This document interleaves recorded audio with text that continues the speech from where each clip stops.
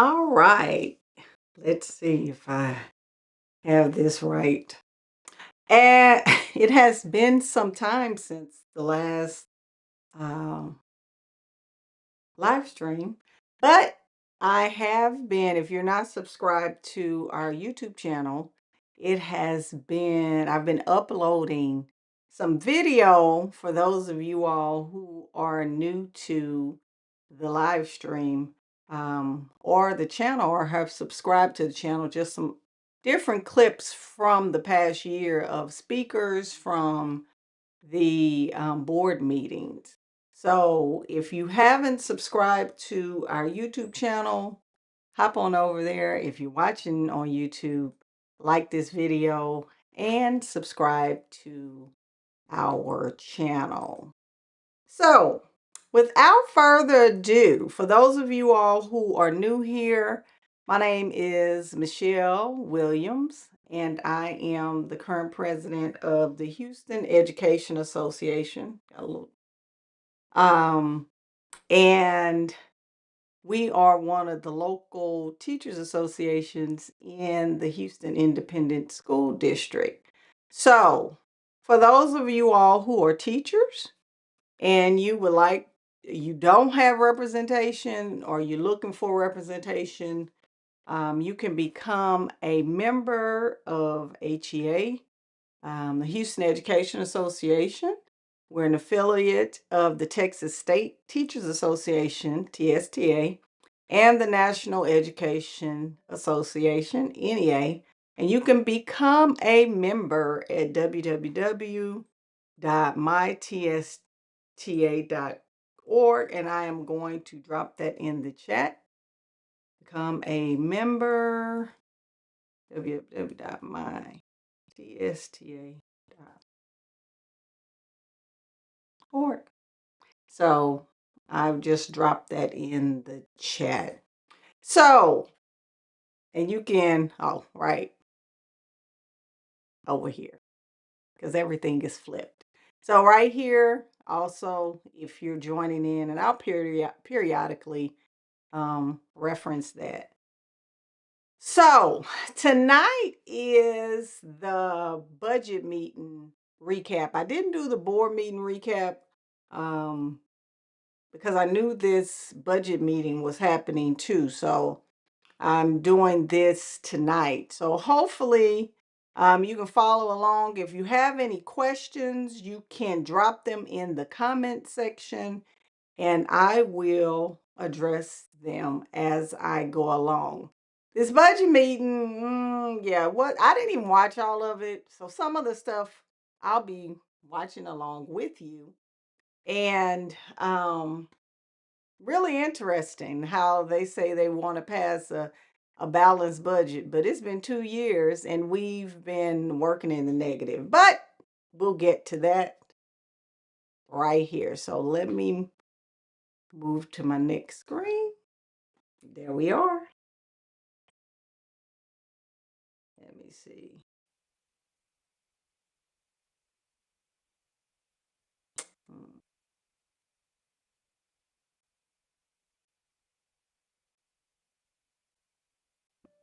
They don't have the mic on yet, so.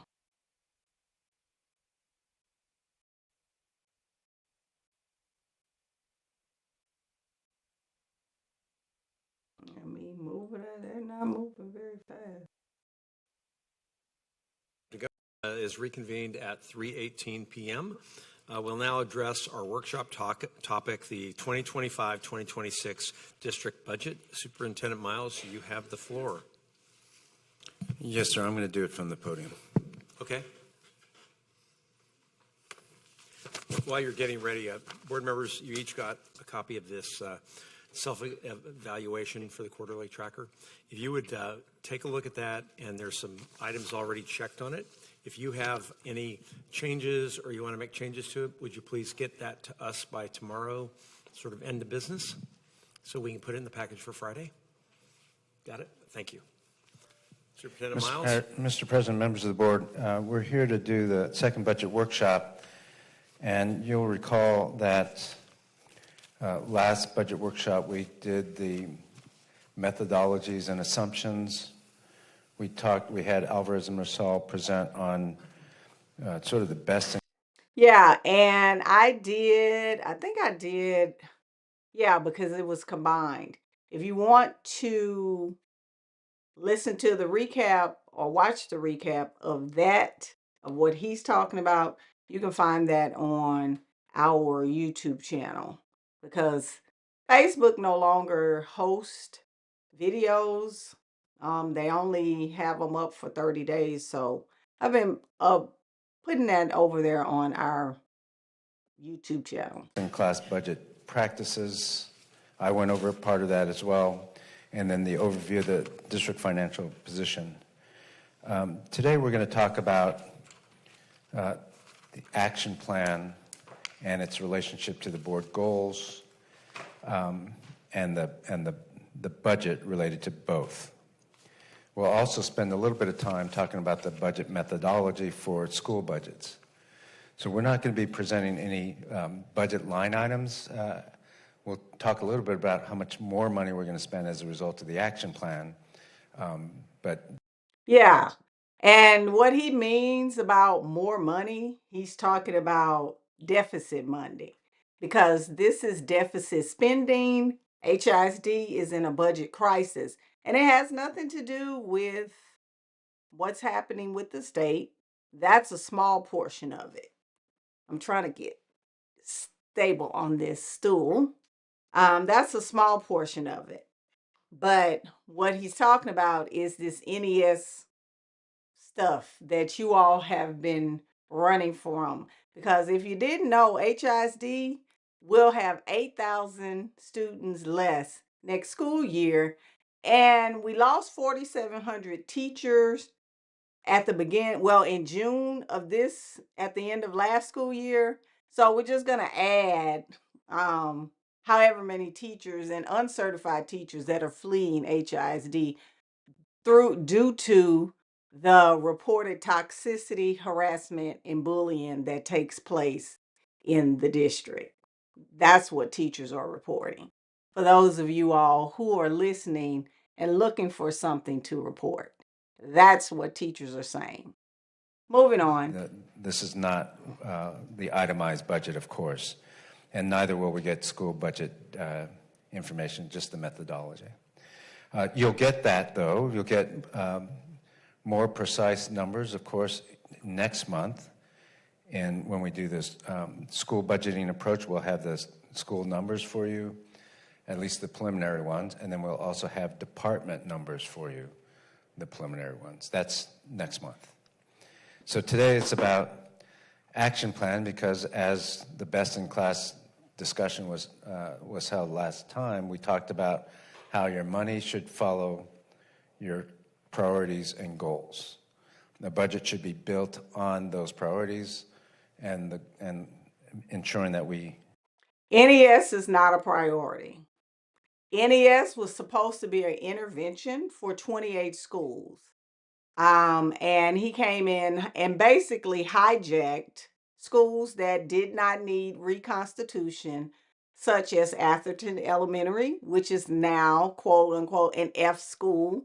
It was a B school when he took it and it turned into an F school, but we don't talk about that. Anyway, moving right along.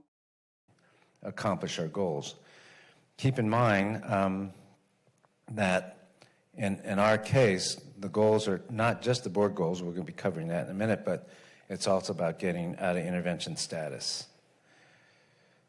So the first thing, though, and this is just a preamble, last time we talked about the methodology and assumptions, budget assumptions and methodology, and we said that as the year goes on, the next couple months, we're going to get more and more information so that we can build an accurate budget, but we need to know exactly what the revenue side will be, and that involves the legislative session.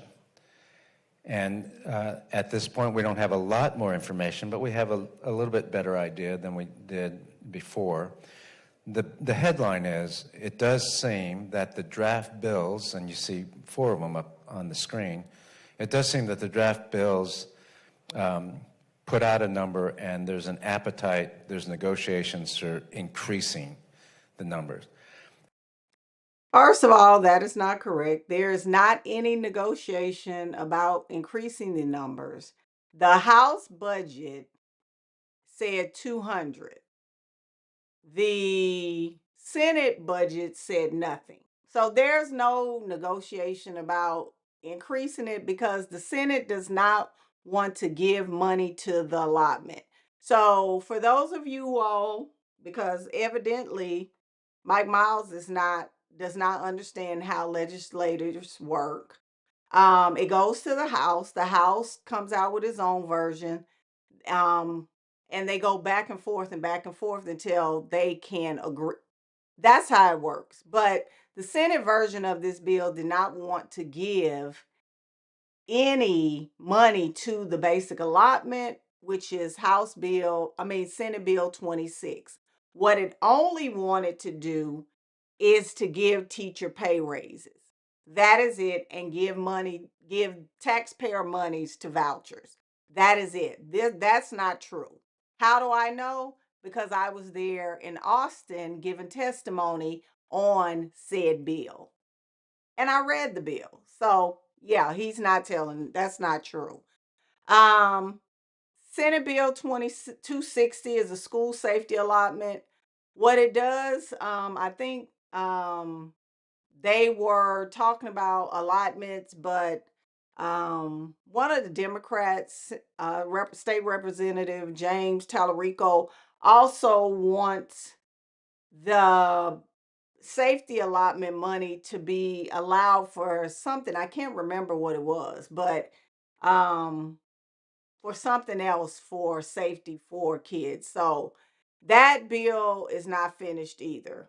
House Bill 2 is the education funding, which is the Senate Bill 26 version of that bill. And that's where the increase to the basic allotment. So as you can see, on the bullet is correct. What he said is incorrect. The Senate Bill 26 was the pay increase, and the House Bill 2 included the pay increase, which they may be adjusting it if I'm not mistaken.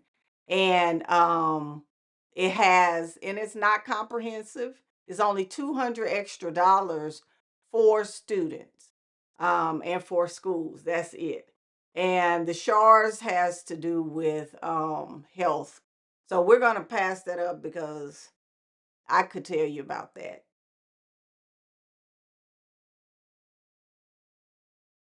So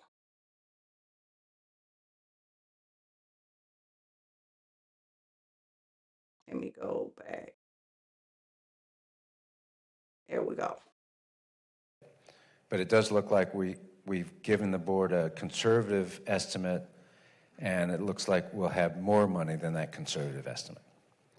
All right. This is the budget development timeline. We're right on track. So this is the timeline, January 2025. And I don't know why they're giving a timeline because he's going to go over budget anyway. He has no respect for budget and money at all. And that's evident because HISD, these board of people, because they're not managing. Well, you know what? Let's call them the board of mismanagers because they have allowed him to mismanage HISD's money, which in turn are taxpayer money. And let's be clear, and I say this every time, almost 90% of HISD's revenue comes from taxpayers, local taxes, because the state of Texas doesn't give HISD any money. And the money they do give it, most of it goes back to recapture, which because Mike Miles has been driving students out, our recapture has gone down. And since he's selling off property, our value and portfolio has decreased. So therefore, recapture has decreased because recapture, if you don't know, is for property rich school districts. So this is his little timeline. So we're here March, review and approve department action plans, which is March, but he said he wasn't given any line items. Why? Because if you're March and it says that you're going to approve the department action plans, why can't you submit them if you're right on time? Makes no sense. But I digress. In March, this is second budget workshop, and we have 3 more workshops, and then the regular board meeting, of course, and then the June meeting where the board will entertain the budget for vote.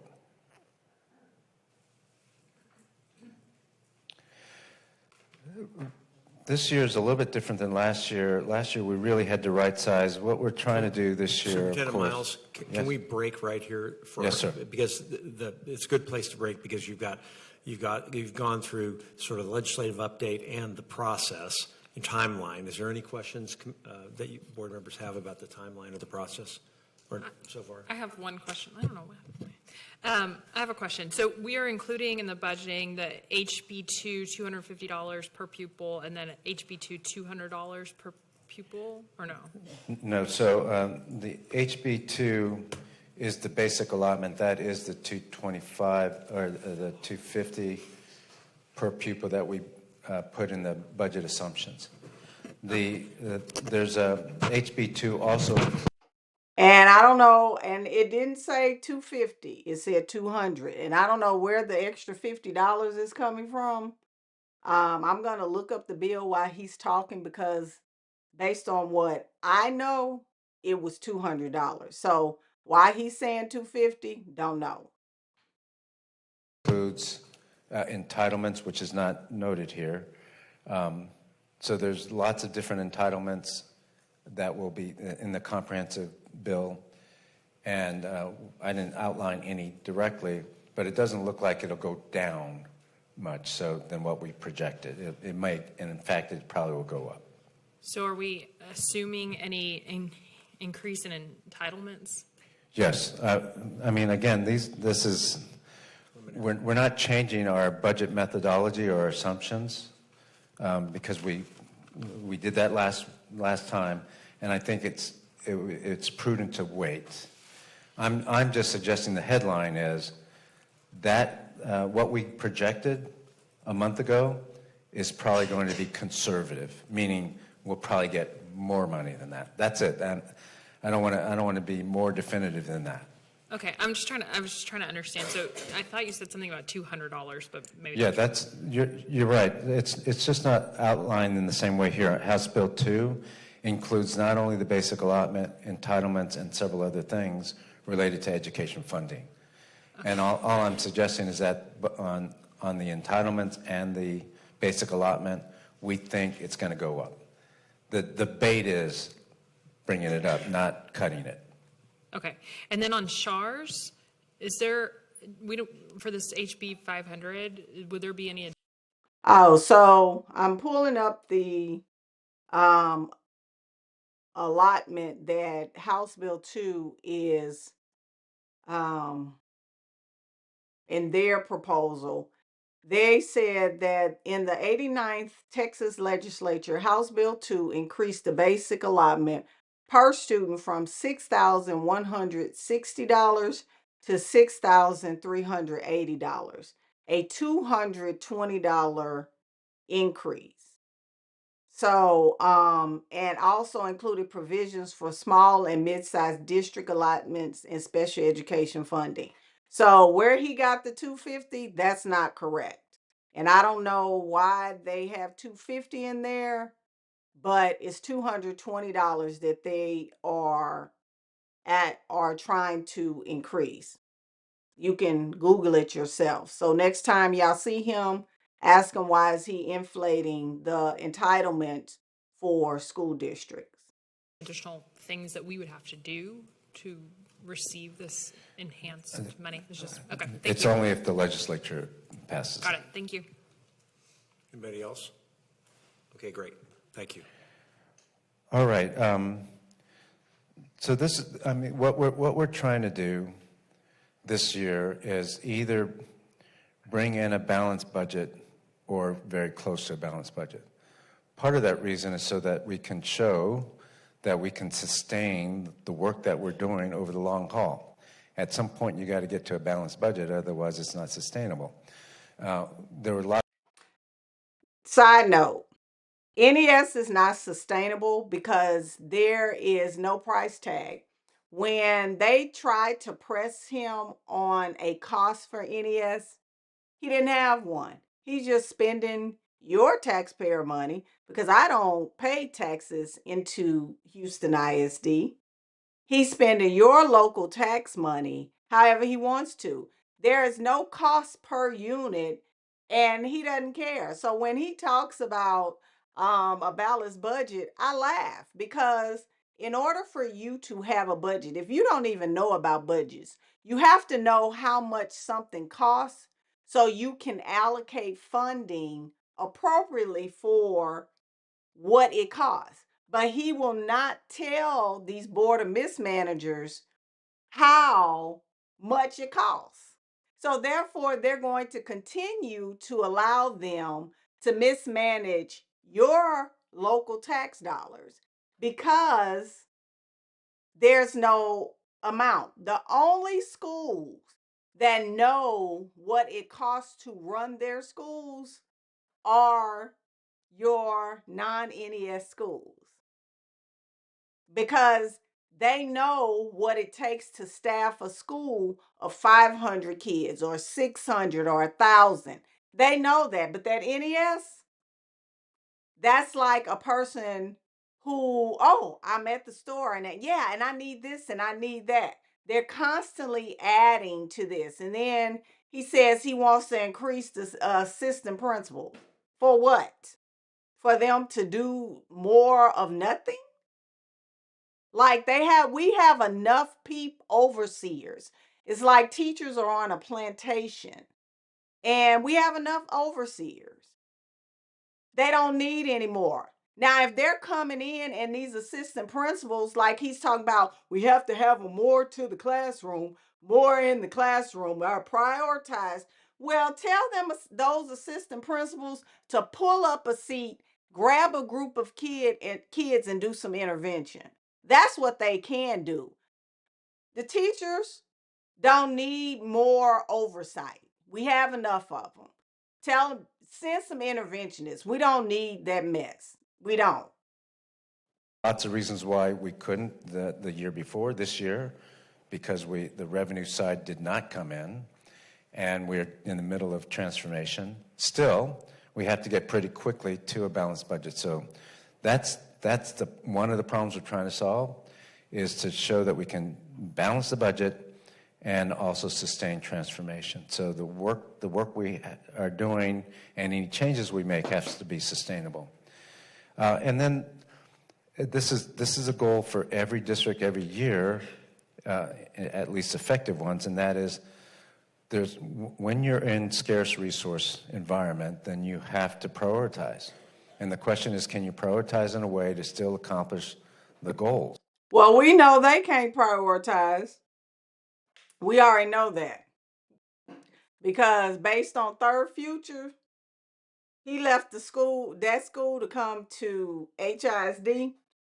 They couldn't prioritize because they were bleeding children, yet steadily spending money, and couldn't even pay the bond back that they had gotten from the taxpayers. So yeah, there you go. And if you want to look that up, that's public too. There's articles about them talking about using money, and that's how the whole tax thing, taking money from Texas and paying for Colorado schools. And basically TEA rubber stamped it because who's going to incriminate themselves? Because TEA gave them the go ahead to do that. But you don't see anybody trying to close that little loophole with these charter schools. But I digress. Which in our case is manyfold, based on our vision and the board goals and the TEA requirements to get us out of intervention status. So we've got to prioritize our monies to do that. And that's always a problem we will be trying to solve. Of course, having said that, just like last year, if we're going to meet the board goals, which is raise achievement, close gaps, get us out of intervention status, then obviously we've got to preserve what happens in the classroom. We've got to be able to support teachers well and provide the resources that a teacher needs and a school needs. So you're going to see that. Well, here's what teachers need. We need more hands on deck. That's what we need. You know what teachers need? We need the district to support high-performing students with the GT budget. There's something. And we want the district to pay for the curriculums for non-NES schools like they pay for that junk for NES. Don't nobody want those slide decks. They're full of it. They're horrible. But you can read about that and Google that on the internet. It's horrible. So that's what we want. You want teachers, you want to support teachers, support the students.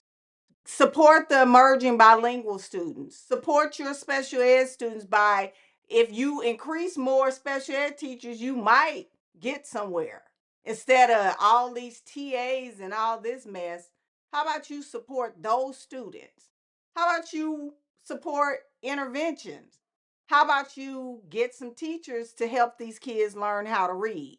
That's what support looks like. This mess that they are bringing out NES, that is not support. That is burning through money like a California wildfire. Many of the cuts are kept away from the classroom as much as possible. It can't do that everywhere, but to the extent that we can, that's what we'll do. We will prioritize resources, and then decisions that we make now have to support long-term financial sustainability. So you won't see us putting one-time monies into recurring expenses, so, for example. That's not a long-term financially sustainable plan. Those are our guiding principles. Those principles combined with the district vision and the board goals, and I'll stop after that. We're trying to not only meet the intervention criteria, so you'll see prioritize instruction and special education, but we also have to prepare our kids for year 2035 environment. It's not enough to do well on the STAR exam. We also have to do well CCMR area and other things that prepare kids for the workplace. You know why he's so against the STAR test? Because it can't be manipulated. That's why he's against STAR. STAR is curriculum based. That NWA is manipulation at its core. That's all it is. It is not aligned to the Texas curriculum at all. So when he's talking about this, that he couldn't, and you can look at Ector College Prep from the time he had them, he could not get those STAR scores above 50%. That map test is horrible. And I'm telling you that as a teacher. It is horrible. It does not provide what we need as teachers. It inflates the scores and make the kids think they're doing better than what they are, and they're not. Especially low performing kids. They are so far at the bottom that they're swimming in red. It will take them years to get out of the red part. But see, they don't tell or show those maps at the district. They don't tell you that. But if you want to know how those reports look, go to the NWA website. They have all that stuff there. But norm reference tests are not good indicators of success. San Antonio ISD got rid of MAP because it failed to identify deficits on a criterion reference test that is curriculum based. Go figure. They're not the same test, but hey, they keep trying to sell this and the bottom is going to fall out under HISD. Stay tuned. And then, of course, the board goals are tied to this notion of getting out of intervention status and helping our kids achieve. And this is just a summation of that effort. Obviously, it's more than third grade. Now, look at these board goals. Do you see any mention of NWEA MAP test? To get out of intervention, and this is why I'm telling you all, this is ridiculousness. And it's right here. It says the percent of third grade students in Houston ISD earning meets grade level on STAR reading. The percent of third grade students in Houston ISD earning meets grade level on STAR math.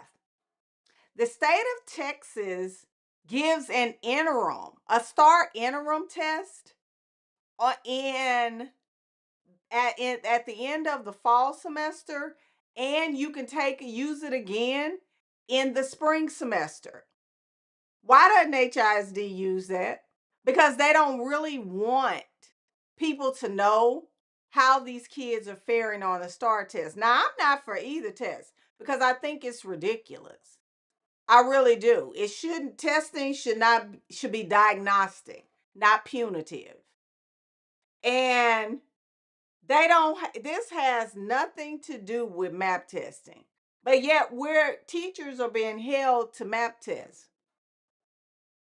STAR has its own progress measure. You can't talk about that.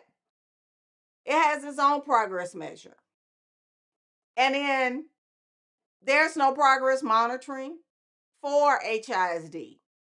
They don't progress monitor for tier 2 instruction. They don't. It doesn't even exist. All they do is talk about this whole group.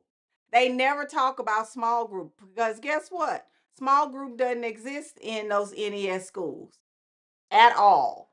And that, first teach, second teach, really?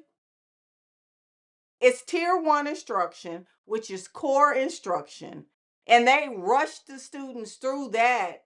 And then the kids that don't get it on a test of 5 questions that come from, guess where? The STAR test, but you're not using STAR to measure them. It's a mess.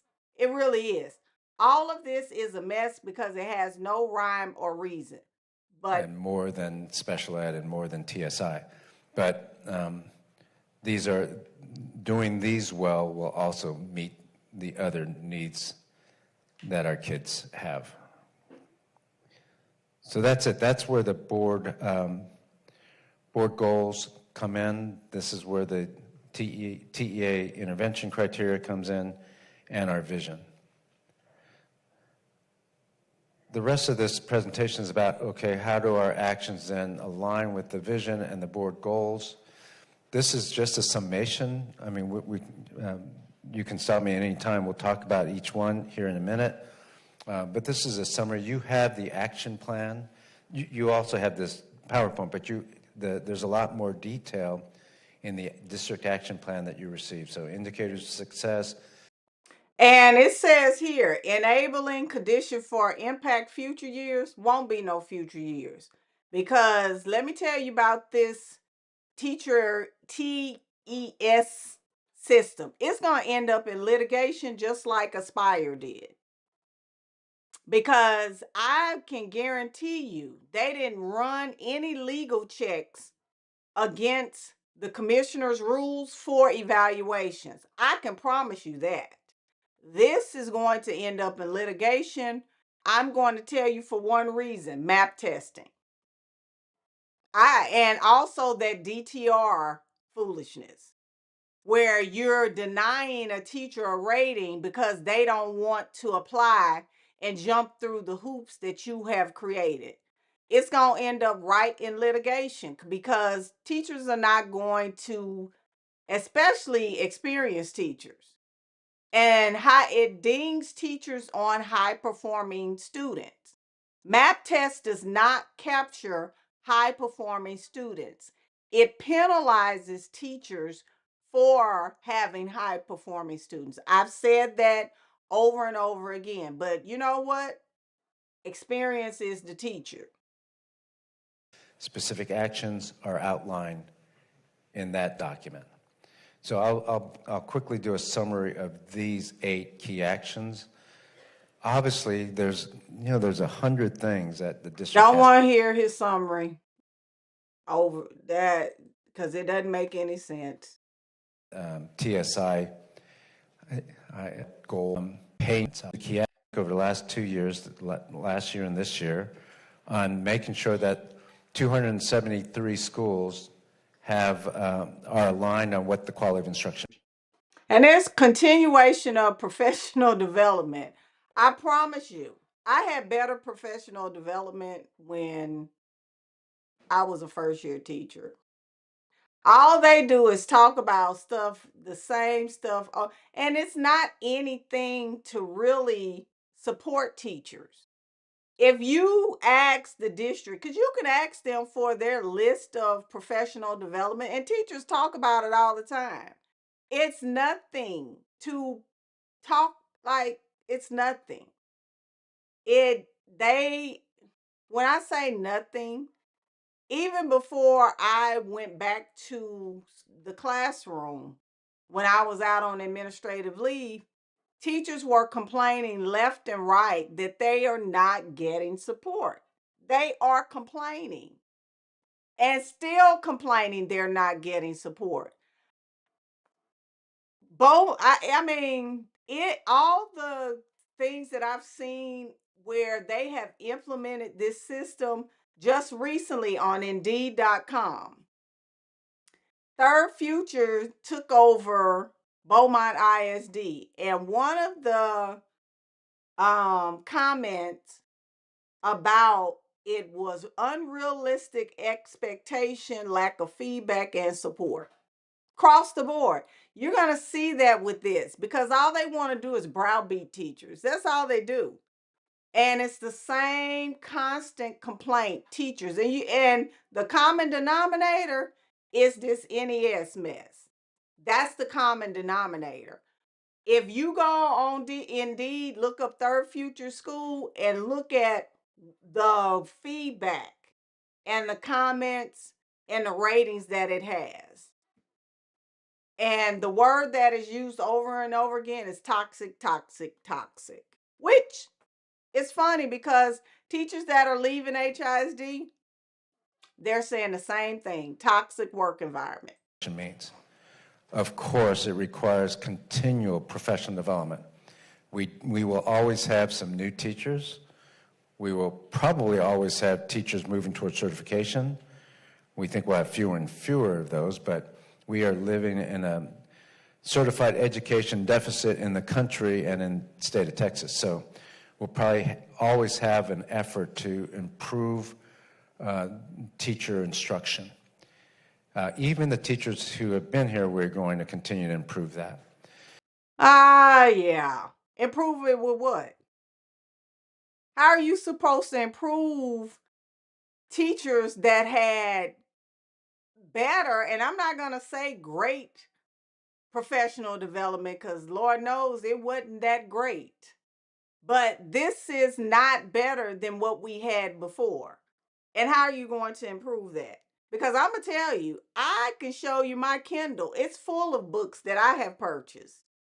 So y'all don't even have the capacity of having conversations because you all are too big. They're too busy taking other people's educational practices and trying to make it their own. Like building staff capacity to embed emerging bilingual instructional strategies. Let me tell you how that's an oxymoron. The SIOP model, which is the Shelter Instruction Observation Protocol for supporting emergent bilingual, you know what they say? Provide wait time. So how are you going to provide, you're going to support emergent bilingual students, but you won't provide wait time because we know that the students, when we're teaching in English, because it's not their native language, they have to have processing time. Where are they going to do that? They wouldn't even do it for the special ed kids. And you talking about you're going to do this for that? Let's start with that. Some wait time. And then you're talking about pick up the pace, pick up the pace. Yeah, no. That's not going to happen. That's on paper. That's called paper compliance. It also means that we have to calibrate all the time and make sure our principals are good at giving instructional feedback. And so you see an indicator around improving our IRT, independent review team, practice, our calibration. We also, not that we've ignored it, but we want to put a little bit more effort into emergent bilingual instructional strategies. We've added to our slide deck and curriculum with scaffolds to help emergent bilinguals. We have ELD, English language developer. And yeah, that English language developers, I heard that they were letting all of them go because HISD didn't have the money. So he's in here saying that they are there, but they're not. They're gone. And that's what I was just told last week, that those English language support people are gone. So I don't know why that's in the slide. It makes no sense. People, teachers, ELD teachers who help, and we've done, I think, a good job of implementing dual language versus bilingual. Still, having said all that, we have a growing population of emergent bilingual students, so we need to really shore that up and increase the number of students growing in TELPAS proficiency. That's how we'll measure whether or not we're doing a good job there. And then, since we're starting TES next year, that will help us improve the quality of instruction. Oh, how's it going? First of all, instruction starts with content knowledge. How many of these people come in have the content knowledge? Let's start there. Because what I've been told is that these people that he's bringing in know nothing. All they do is hold a title, and as someone told me, they're clipboard people. Come walk around with a clipboard writing stuff down. And that's what I've been hearing across the district, is that they don't know anything.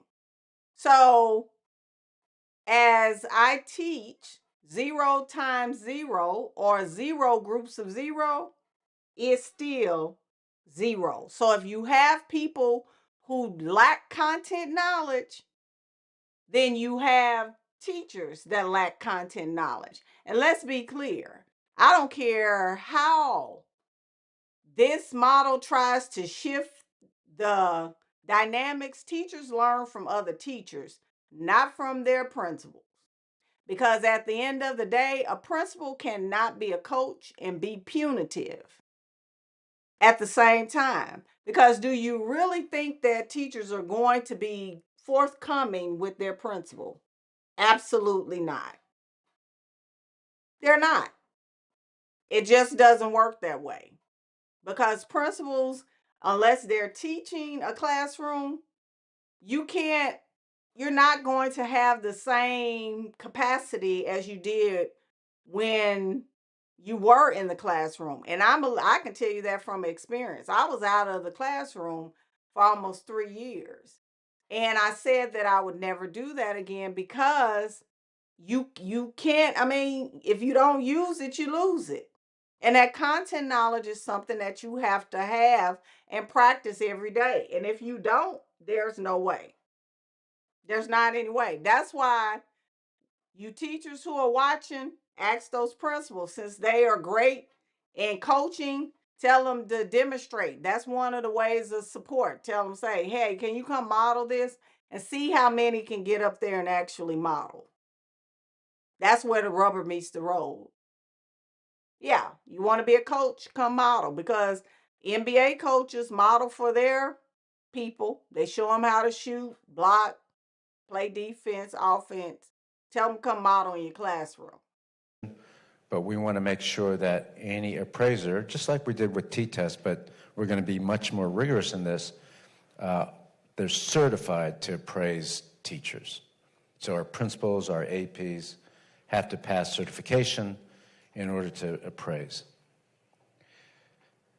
Key action 2 is the implementation of TES. It's one thing to pass it, and I thank the board for doing that last board meeting, but it's another to make sure it's implemented with fidelity, implemented fairly, rigorously, and consistently across 273 schools.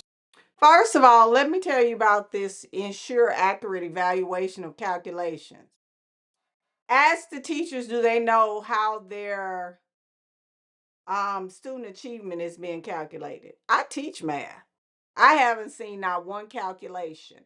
Secondly, you said that I am getting evaluated, or teachers are being evaluated on math, reading, and science. I teach math and science. Y'all know that. It was in my hearing. So I teach math and science. There's no calculation of how this is working. How does the science factor in? They have put all this stuff out in the press, and I have not seen one calculation on force distribution. Where's the algorithm? I want to see it. I want to see how science is factored in based on teachers who have one subject and teachers who have two subjects. Not one calculation. And I say again, this teacher evaluation system or teacher excellence system is going to end up in litigation. Because they just rushed it through and didn't do any legal checks. Also, accurate application of targeted, where's the algorithm? I want to know. Campaign for leader engagement and teacher that is going to end up in litigation as well. How soon? I don't know. Because what I do know is you cannot penalize teachers who do not want to apply for your distinguished teacher review. It's not worth it. You're making teachers fill out an application. For what? To get some letters that don't mean nothing anywhere else? It means like what? So that's one of the things. It penalizes teachers who do not want to go through that distinguished teacher review. And I know some of you all are saying, well, why wouldn't you want to do that? Who wants to do extra work? First of all, if you invited a teacher to this, the teacher qualifies. Give them the rating. What difference does it make? So my thing, it's a waste of time. I'm never going to apply to it. And that has been my stance. I'll take Proficient 1. It'll make a difference anyway. I'm never going to apply to that because I am not filling out paperwork for something I've earned all year. You think I'm going? No, I have enough paperwork with grades. I have enough paperwork with putting in intervention, tracking day. I have enough. I'm not adding to that to my place. Y'all can keep it. Please and thank you. Create a retention plan. I was told that the retention money, that $4,000 for those NES teachers, I was told they never got this. This is a waste. Positive feedback on implementation. Good luck with that. Good luck. And gather feedback to refine implementation. I'm done with this because at the end of the day, this stuff, you're going to see grievances out the wazoo come because of this. It's going to be a mess. Why? And I'm not telling you something that I know. We've already been down this road in HISD. Look up the Aspire. They had 7 teachers that were going to sue HISD. They were teachers of high performing students. So there you go.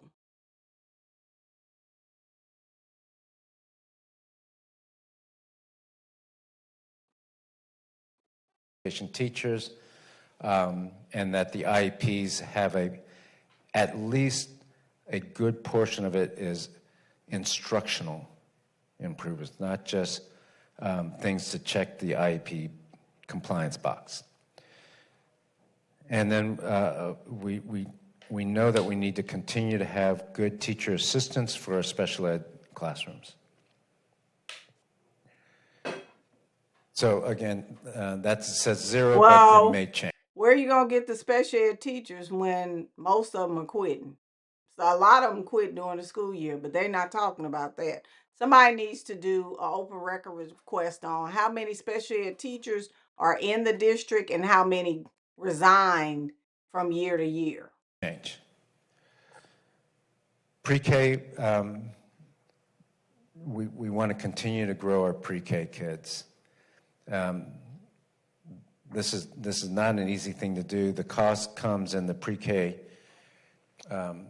teachers that we have to hire, but also in the facilities to make sure that we have enough room in classrooms to get to 800 additional pre-K seats.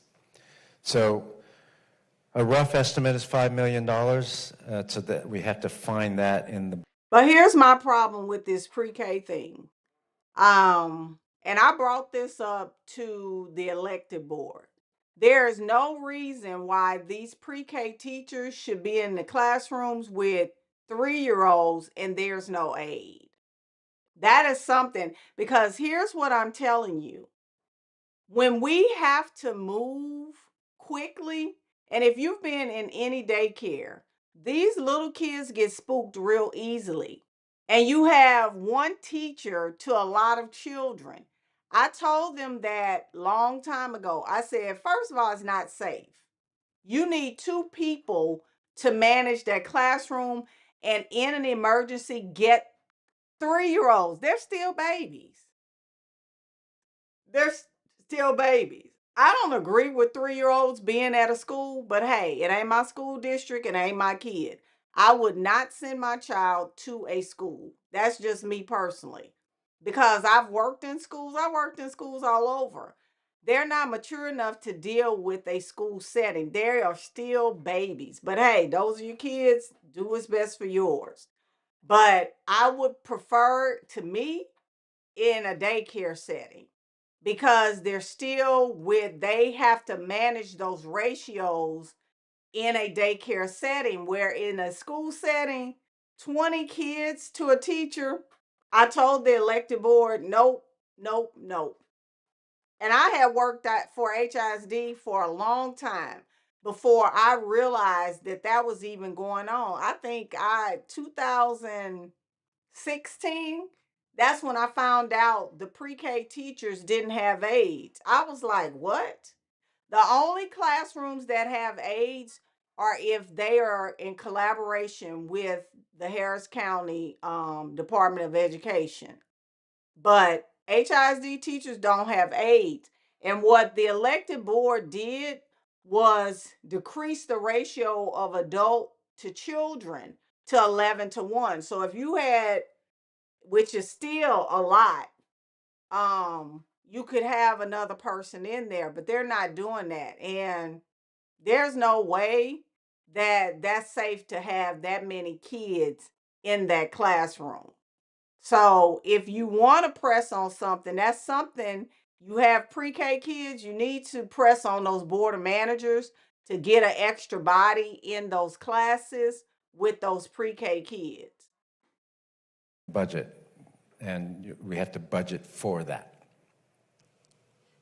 Can I ask a question on that? Yes, ma'am. Is your $5 million, is that for actual renovations to schools, or is that for personnel, or both? I think most of it will be for personnel, but maybe, Kristen, can you add to that?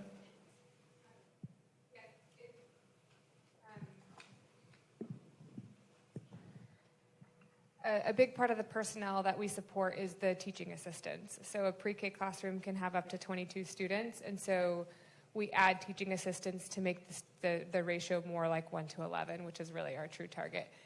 So this number. And you see, I said that 1-11. And that's what you parents of pre-K kids, you need to monitor that, because they need to get that ratio down for safety reasons. I'm telling you, like I said, I brought it up to the board years ago, and they were unaware that they didn't have assistants in those classrooms. It was ridiculous. Number funds a lot of the teaching assistants in NES and PUA, and then any new classroom, it'll always fund the startup costs. So the furniture, the equipment, just everything you need to get a room class, the curriculum, everything you need to get the room classroom ready. And are we expecting more pre-K students? I mean, I understand the seats, but do we have kids to fill the seats? That's also actually a part of this, is we are doing a lot more to provide information to the community that pre-K is expanding and that it's available. So we're investing in both kind of on-the-ground marketing and digital marketing resources to make sure that we're communicating in the particular zones that are expanding that there are seats available. So it's a both a combination of creating the seats as well as the supports to help students enroll in the seats, because oftentimes those parents, again, like they're not on our listservs, they don't have access to that information, so we're investing in trying to get the information out there. Okay, and last question. So is it currently open enrollment for pre-K for next year? There's a pre-K school choice application. That first round has closed, but it will still stay open, and there'll be, TA requires us to admit pre-K for eligible students first. So the application for that group has closed. The application for the remaining pre-K students is still open, but then as seats are available, anybody can still apply. And so are we projecting that these will all be full plus the 800 new seats? Our goal more broadly is always to fill upper 90% of seats across the board. But what actually happens across HISD is certain zones have wait lists that are a mile long, and other zones might have some open seats where we really need to invest in the marketing. So what we do is look at the zones that still have open seats so that we actually can make sure they're full, but we still target that above 95% goal across the district. And so the 800 seats, I'm assuming, are going to the areas where there's wait lists? If there's space. If there's capacity at the campuses.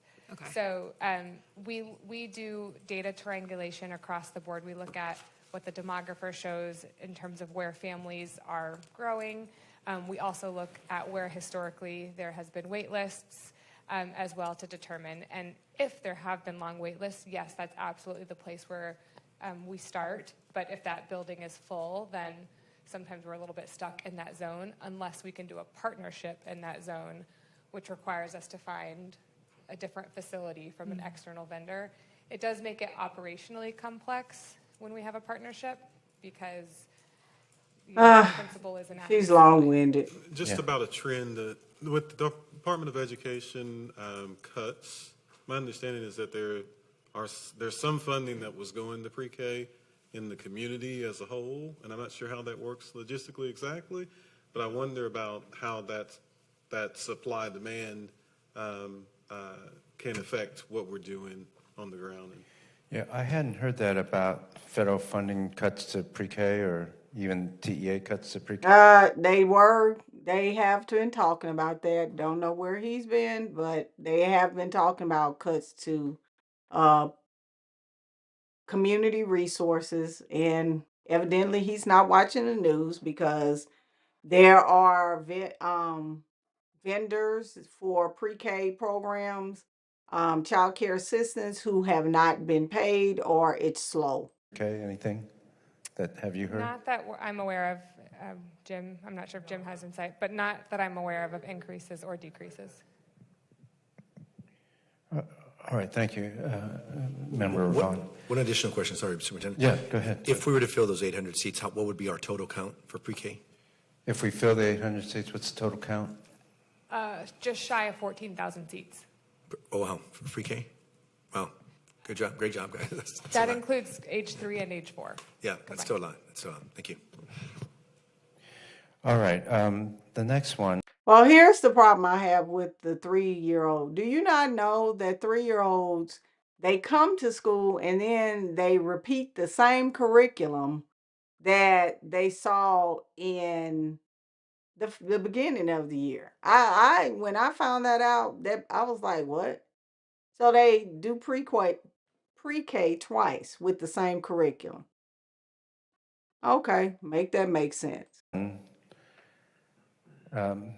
Improve district-wide systems and efficiency. So I'm going to switch to another slide deck.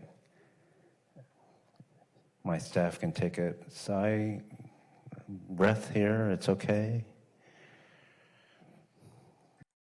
After a person gets non-renewed, things like that. It was district-wide systems and efficiency.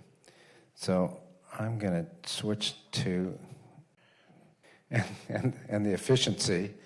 It is worth talking about where we are in the system. And then we can go back to number 5, which is directly related to this.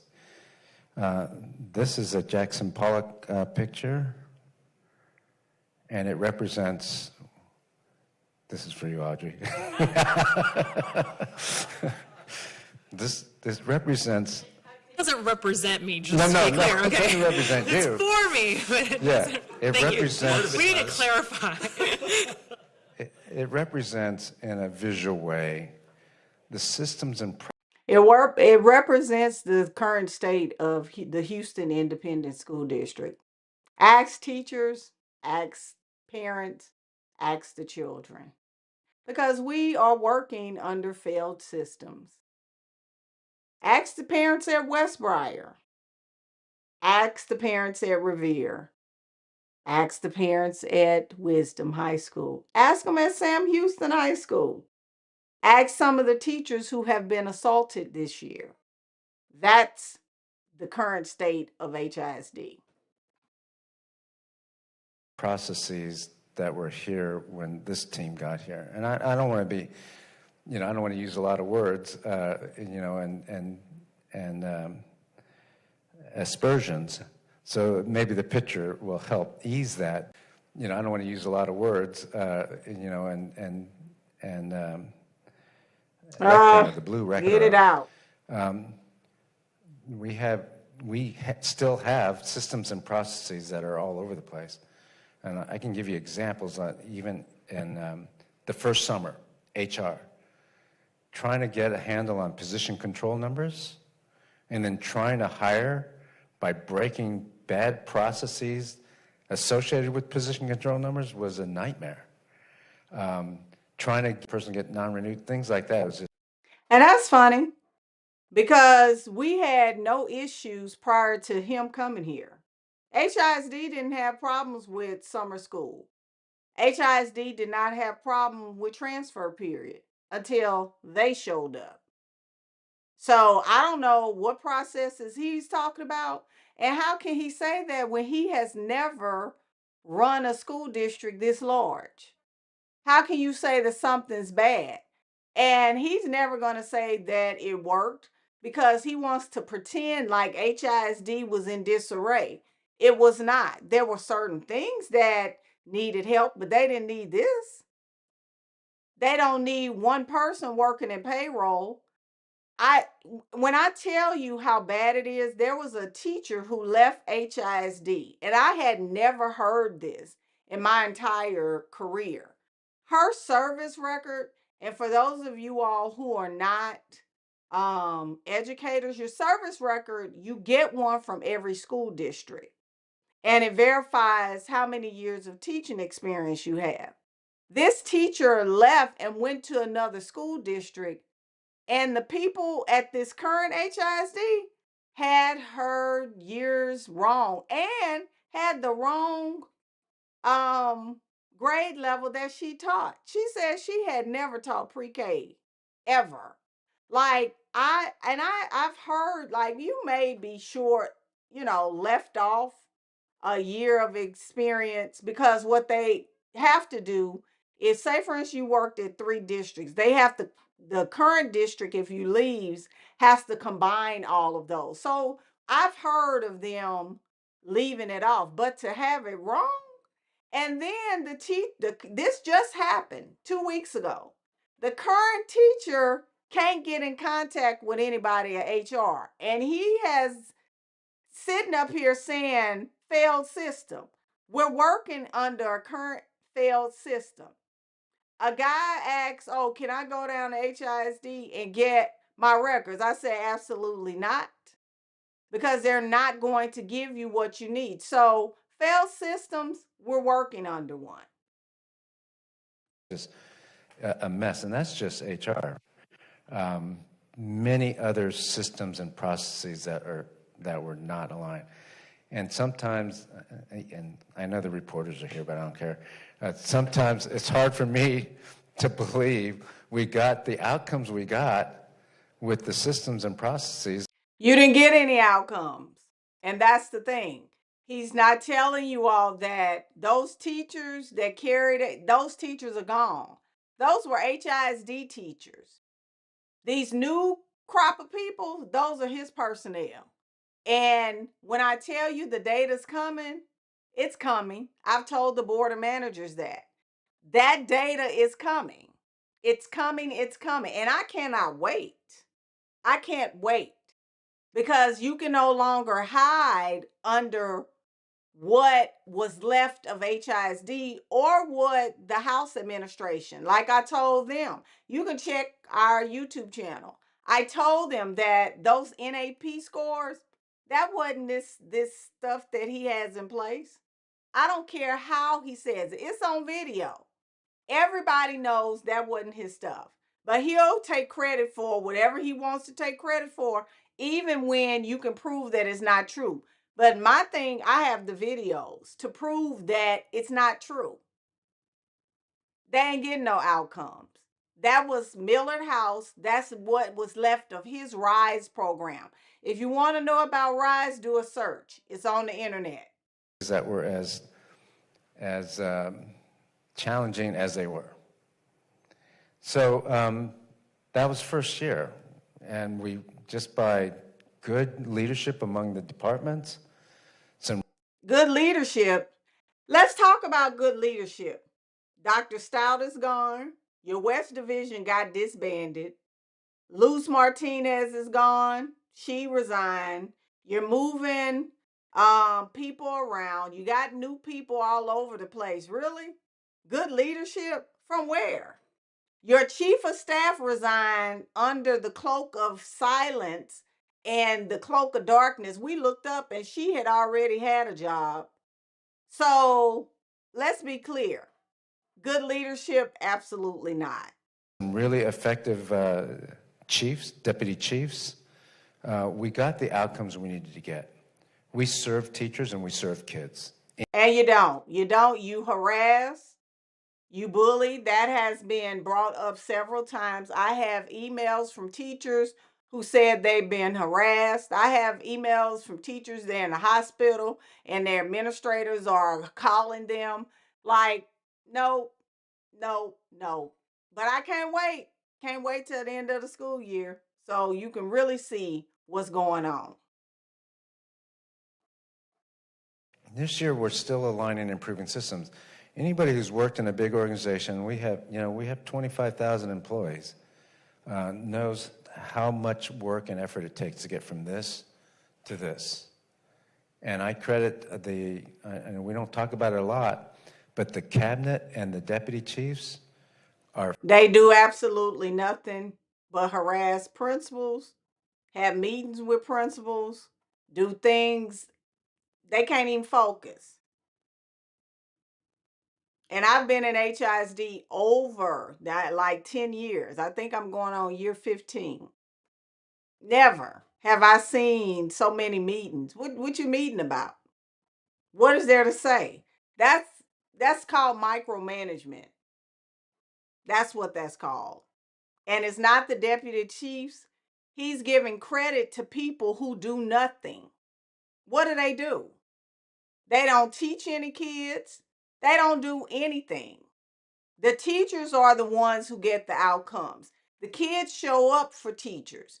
These deputies, they do nothing. The people at Hattie Mae do nothing but push pencils, push papers, and do nothing. Are first rate, and I'm telling you that as a person who's been a superintendent or CEO for 18 years. And I've been teaching for 26. They're first rate. And so are we where we need to be? No, we still have some broken systems. Now I'll be honest, I didn't put transportation up here because that would look like this.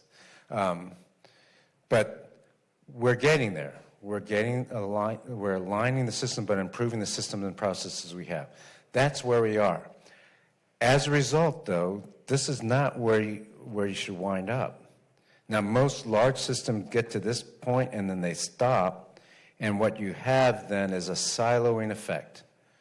So if you just improve the system and be good at it, so yes, we've started Ain't here nobody to trying what we to start see this here. foolishness. When you think about He the just talking. He just likes to hear himself regulation, talk, not trying to hear it. but I'm hoping you understand this is why this key action is important, because we want to strengthen the availability and accuracy of key data, and underneath that, the definition or the nuance there is we need business rules, we need service level agreements, we need clean data, we need one common definition of enrollment. We need one business rule for how many buses we have. Does it include buses that are going to be sold? Does it include broken buses? Do you count cannibalized buses? What's the rule? So when you ask me how many, I'm pretty sure that stuff was in place, but he doesn't want to acknowledge that stuff was in place. I'm pretty sure if I went down to transportation and talked to those people, they could probably tell me I don't know anything about transportation, so I can't speak on it. But what I do know is a lot of the things that we had in place were working. He chose not to acknowledge that. many buses we have, it's like, okay, well, it depends. Many different areas. Differences in the tax notes in our transportation system. We're going to have a better data integration system. Maintenance tax notes, is that associated with actually what? First of all, is it a recurring thing that we're going to be paying on an annual basis? We pay the interest on the maintenance tax notes recurrently until it's paid off. It's paid off. And so the what's the right word? The substance of the amount that would be expended is Yes, the principal amount, I guess. It's that's not the right word, I'm Jim, sure. is it 100 million? It's just like a mortgage, so. Like the principal? Like a bond, Yeah. put out 110 million, and then it will be structured depending on the marketplace, and then we'll pay out of the general fund so much a month for 20 years. And we had that in assumptions and methodology, by the way, we didn't exclude that. And that is about $100 million or so. 110 million. That's to do what? The transportation? And you'll see, transportation's only 10 million of it. You'll see later on, there's Barbara Jordan and Career Tech Ed. Then, let's see, you'll see it'll be coming up here. Got it. Thank you.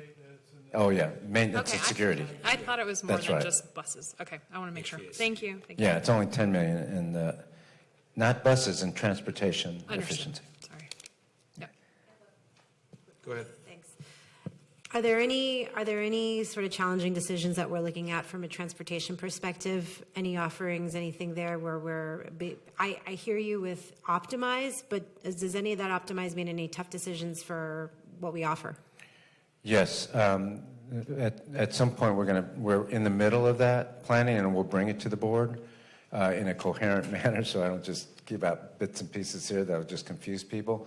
But the answer is yes is the answer. We've sent out a survey to parents. We're getting information from them on what makes the most sense.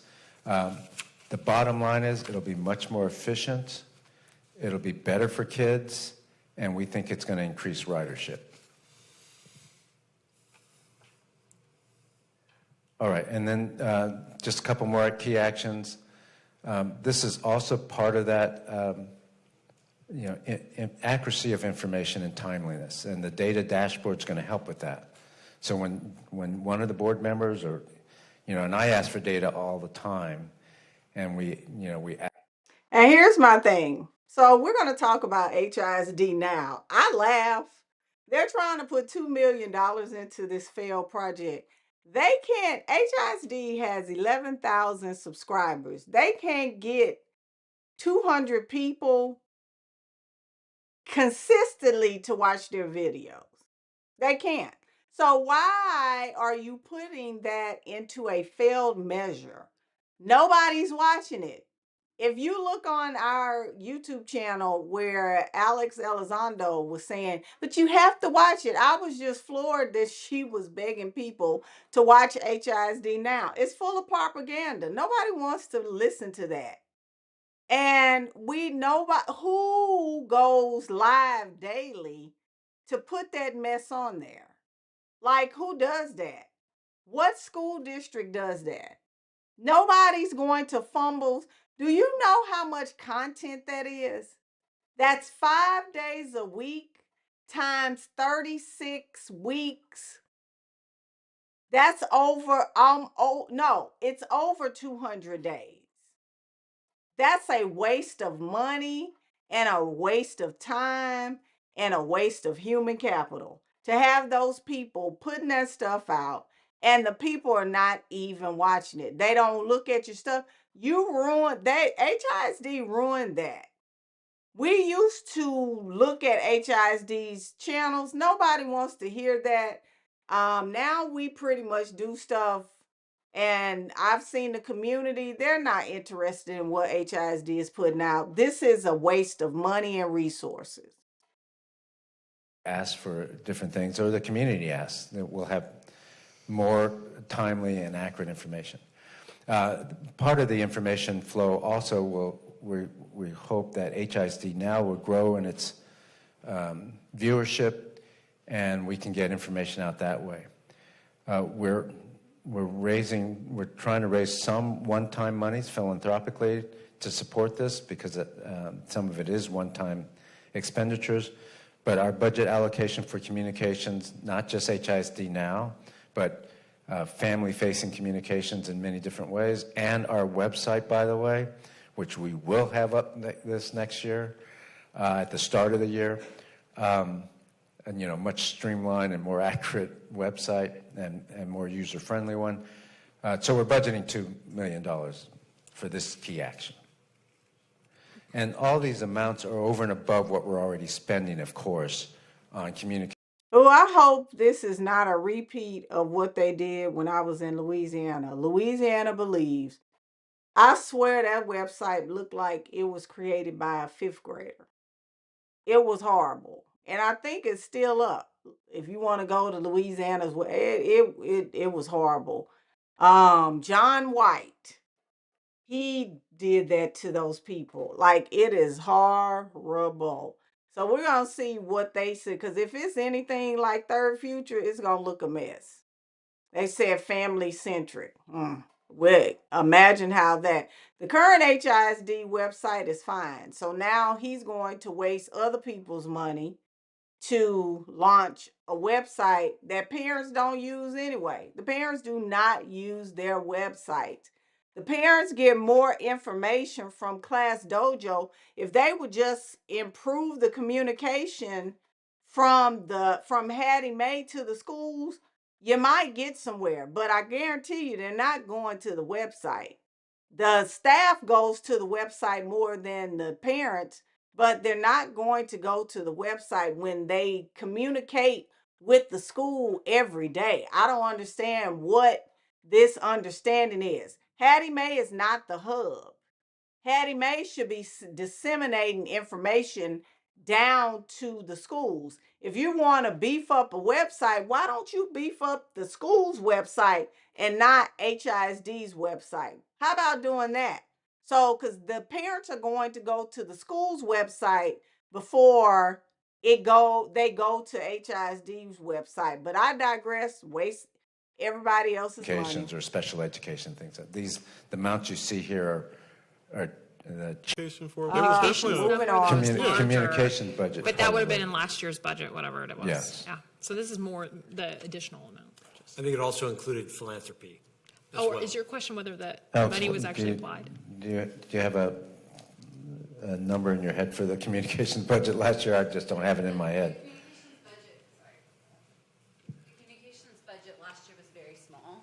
Like our overall non-salary communications budget for this current academic year was a little over $1 million, and that included the money that needed to be spent this calendar year on bond education. So this year we've leveraged philanthropy to let us start communications projects that will go over into next year.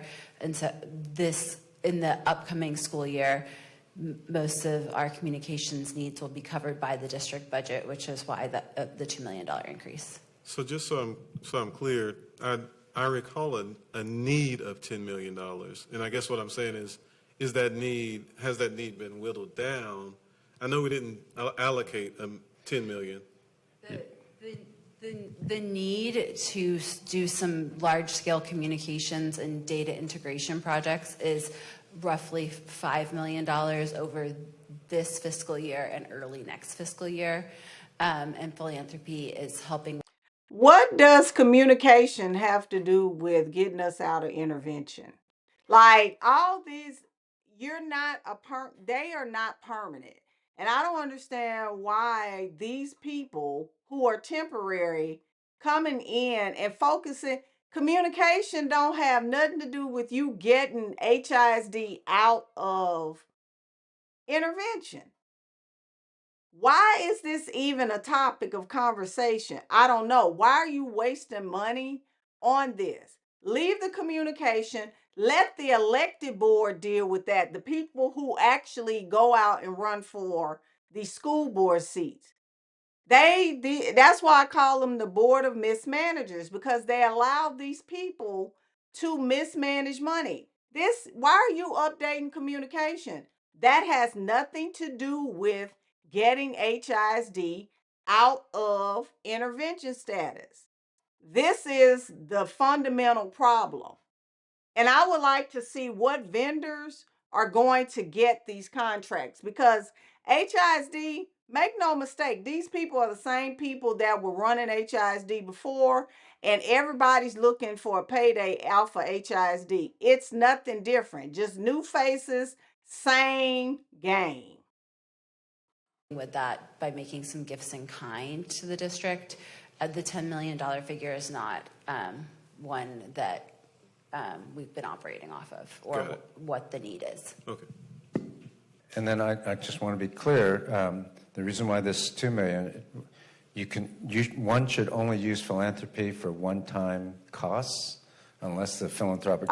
We don't need your one-sided education. Moving on. But also the materials side.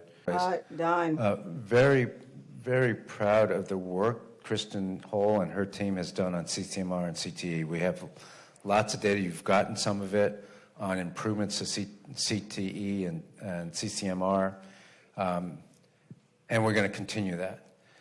Having said that, we need to upgrade our career tech ed. I said this all last year, or the beginning of this year, and the end of last year. We need to upgrade our CTE, and even though the bond didn't pass, we have career tech ed courses that we need to upgrade. And so we're going to try to do what we can do to improve our programs of study and to offer 10 schools an upgraded career tech ed center at Barbara Jordan. So that's where you see the money. There's $30,000 there. Probably, again, we'll see what the legislature does, but if it comes out like we think it is, or conservatively, then we'll use $30 million out of $110 million maintenance tax notes for Barbara Jordan / career tech ed upgrades. And just so we're clear, again, I'm sorry, but we're not paying out this 20 and 10. Those are part of the 110 total $1 million That's right, in maintenance. ma'am. Okay. We're only one maintenance tax note, Right. 110. Right. But I'm showing you how it will be spent. I got it. Okay. And then, well, any questions on career tech ed or any of that? So just to be clear, so there is no budget adjustment of $20 million or $10 million, right? It's a $10 million payment on this. That's right. Right. The $110 million, I think in the budget assumptions and methodology is $7.5 million Right. for payment on the interest on that note. Got it. Thank you. I do have a question about that. Excuse me. So as it relates to outcomes, Barbara Jordan is not centralized, right? It's not in the center of Houston. What is the strategy then to make sure that it's available or accessible to students throughout the district and not just those that are closely located to the facility? Yeah, so right now it will be available to 10 high schools. The other high schools have, in fact, all high schools have some sort of CTE program. There's no attempt, at least in the next year, to have all the high schools go to Barbara Jordan. But there will be an attempt already, as you see, the 4 programs of study that we put in every high school, the AI elective in every high school. We are going to try to upgrade programs of study for everybody. And by the way, you'll see in the budget that we're paying for that, not the schools that we put programs of study in. So we've got a few more programs of study that we're offering at Barbara Jordan, and over time we hope to help all the high schools with upgrading their CT programs. Thank you. And then finally, health and safety. We still have $1.03 billion of urgent need or important need for our health and safety. That was the money we asked for in the bond, and we're not going to get 1.03, and we can't spend that much money. But what we can do is take our highest priority items that Alicia Jolivet and her team has already identified, and put in some money for that. Some of this we'll get from the state an increase because we're going to continue to spend what we always spend on health and safety. But if we get more money from the state, we can put money into this, and then also... They'll never have a balanced budget, because how do you create a budget on money that you don't have? This blows me. He keeps saying, well, we're going to get money from... Man, look, that bill is so far off from being a passed.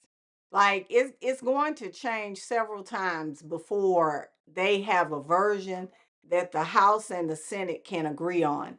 This is malfeasant, because I have never in the history of board meeting budgets seen people or a person create a budget on money you don't have. What money do you have now that you're going to, like, I need you all to go watch HISD, because I've been to budget meetings at other school districts. This is not it. This is Russian roulette. Budgets are based on money that you have, not money that you're going to get. That's ridiculous. The budget allocation of $40 million, also out of the maintenance tax notes. So that's one way where we can address the biggest needs, as you can see on the screen, especially HVAC, roofs, perimeter fencing, things like that. And we went through an exercise, I think 3 months ago now, where we had an algorithm to find the biggest needs where we're serving the most kids. So if you got a small school that needs an HVAC, it probably won't get this money here. You know, we'll do what we can do to keep it going, but we won't, put a new one in or anything like that. So we want to serve the most kids with the money that we have.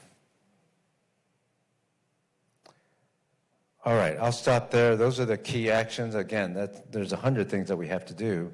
These are the ones that are prioritized and the ones that will use money. Got all the questions for that? Go ahead. All right, so I want to take a minute to set you up or to give you a preview of the school budgets. You won't get the numbers today because we don't have them. We have a draft and we're working through that.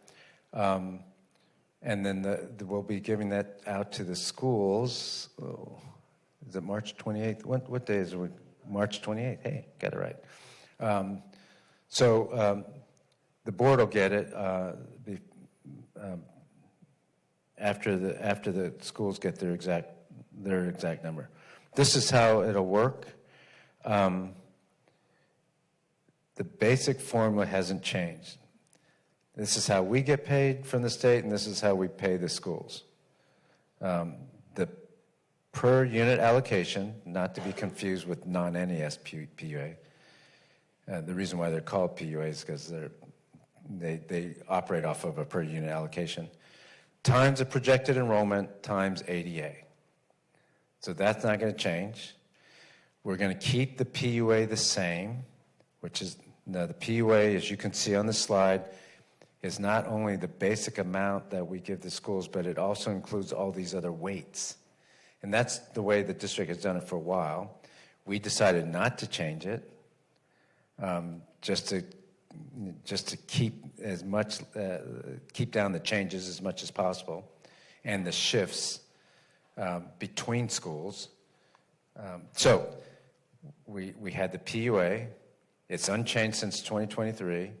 And in other words, we're keeping the same one that we had this year. And then if the legislative session comes through and changes the allotment for... So if you're watching this, I want you to see, if you are at a school and your child is gifted and talented, there's supposed to be money budgeted for them. How much? You need to do an open records request for your school's budget. You need to find out for special ed, bilingual students, you can request your school's budget. Do open records request. You can request it today. You can get off and send an email to shoot. I forgot the email address. It's not open records request. Oh, public information at HoustonISD.org. That's it. Now you see all this stuff, and I'm telling you, make sure that you know how much, because that gifted and talented, it is under special ed, and the state gives money for GT students. So if your child is gifted and talented, you need to find out what they're doing for them. Emergent bilingual. We're not going to change that until fiscal year 26-27, because we won't know that until later in the summer. So that's the PUA. Can I ask a question on that? Sure. So can you explain how the PUA number is calculated? Well, I'll give you the general one, and Jim, you can add if anything you want. We start with an amount, and I don't know what amount it is. Is it 5,000, 6,000, something, somewhere around there? 5,000, I think, $82. 5,082, somewhere in there. So notice it's 5,000. The state of Texas gives $6,100, about almost $6,200 per child. Notice the schools are only getting 5,000. That other money is going to the district for their budget. Pay attention to the numbers. And then we multiply that by, we add a weighted factor for the number of kids. So let's say you have 300 emergent bilingual students or bilingual students, and the weight is, I'm going to make it a 0.02. Sure. You multiply 0.02 times 300 kids, and you add that to the 5,032. And so all of these weights. And they call them weights, but it's really a scale factor. So think about multiplication. Multiplication is going, so if you multiply that 5,000, because you're supposed to get extra money for those bilingual students. So if the factor is the multiplier is 0.3. So they're going to take that money, whatever 0.3 times 5,100 or whatever the district gives the school, and therefore each bilingual kids is going to be the 5,100 whatever plus whatever that multiplier is. So for bilingual children, and this is the problem I have, bilingual kids are supposed to bring in more money for kids, for the students, but yet they're getting the least amount of services from this person on this screen and this mess that he has brought to HISD. They bring in special education students, bring in more money. They get the allotment, which is the 5,000 times the multiplier, which they bring in more money than your bilingual students. But yet they don't get the support that they need. That's the problem that we have, is that the money is not going where it's supposed to go. Are prescribed by legislature and TEA, and we use the same weights. And so there is some, whatever that number is, 5,082 or 32 or whatever, that's the minimum, assuming no special education students, no. Right, and there's no school that doesn't get some sort of weight, but Okay. because they all have SPED and they all have bilingual, or almost all of them are gifted and talented. Now, there's a couple in here that we added that's up to the district, like magnet subsidies is a district-created subsidy. We didn't change it. It's still the same. Small school subsidy, high school subsidy, we're adding to the per unit allocation. Got it. Thank you. I just wanted to clarify, you said, so if we get new mandates for like entitlements and an increase, you're saying that we wouldn't apply the increase? That's right. I mean, we could change everything, but we think it would be more prudent to let people, because it could also be a decrease, by the way. And let me clarify that those weights for the entitlements are going to change in this legislative session. And we don't know what those changes are going to be, and we're going to bring in so essentially, we just took the per unit allocation. Each campus is a little bit different based on their social economic structure, and the base amount was then each student was weighted given the last legislative session, and so that was back in 2023, and so we just used that for 24, 25, and we use that for 26, and we know they're going to change, and then we will change it for 27. Those weights, we'll look at the enrollments at each one of those campuses. And keep in mind, And I don't understand why they just put that on the screen. We give campuses $5,082. We multiply. Where's the multiplier or scale factor or factor of change that you get for bilingual? Like, why is that not up there? I don't understand why. If you're going to talk about this, then why is not up there? So people can, because math literacy is not the United States actual strength. They don't even understand it. Audrey, she's an attorney, and she's asking questions that the man then already said that everybody starts out with the same base, but bilingual kids get more. But 5,000, and she asked the question, $5,000 is not special ed. Yeah, he just said that. And just they one can second. go up or down. No, I understand. And if we use the October count, which is what we'd have to do on the new weights, you could have some significant shifts mid-year for schools, and that would probably not be a good thing. No, that's helpful. And I'm really just trying to understand, if we get new mandates and additional funding, what the impact would be to the schools, right? So it makes sense to me logically what you're saying. I'm just trying to make sure that in the event that we had like some new mandate that costs a substantial amount, those schools wouldn't be hurt because thanks for asking that. I mean, obviously, if something happens in the legislature that requires, it's an unfunded mandate, or there's a huge shift in a weight, or the federal government does something, then we will have to adjust, and we will bring the board an adjustment to either schools or the district budget.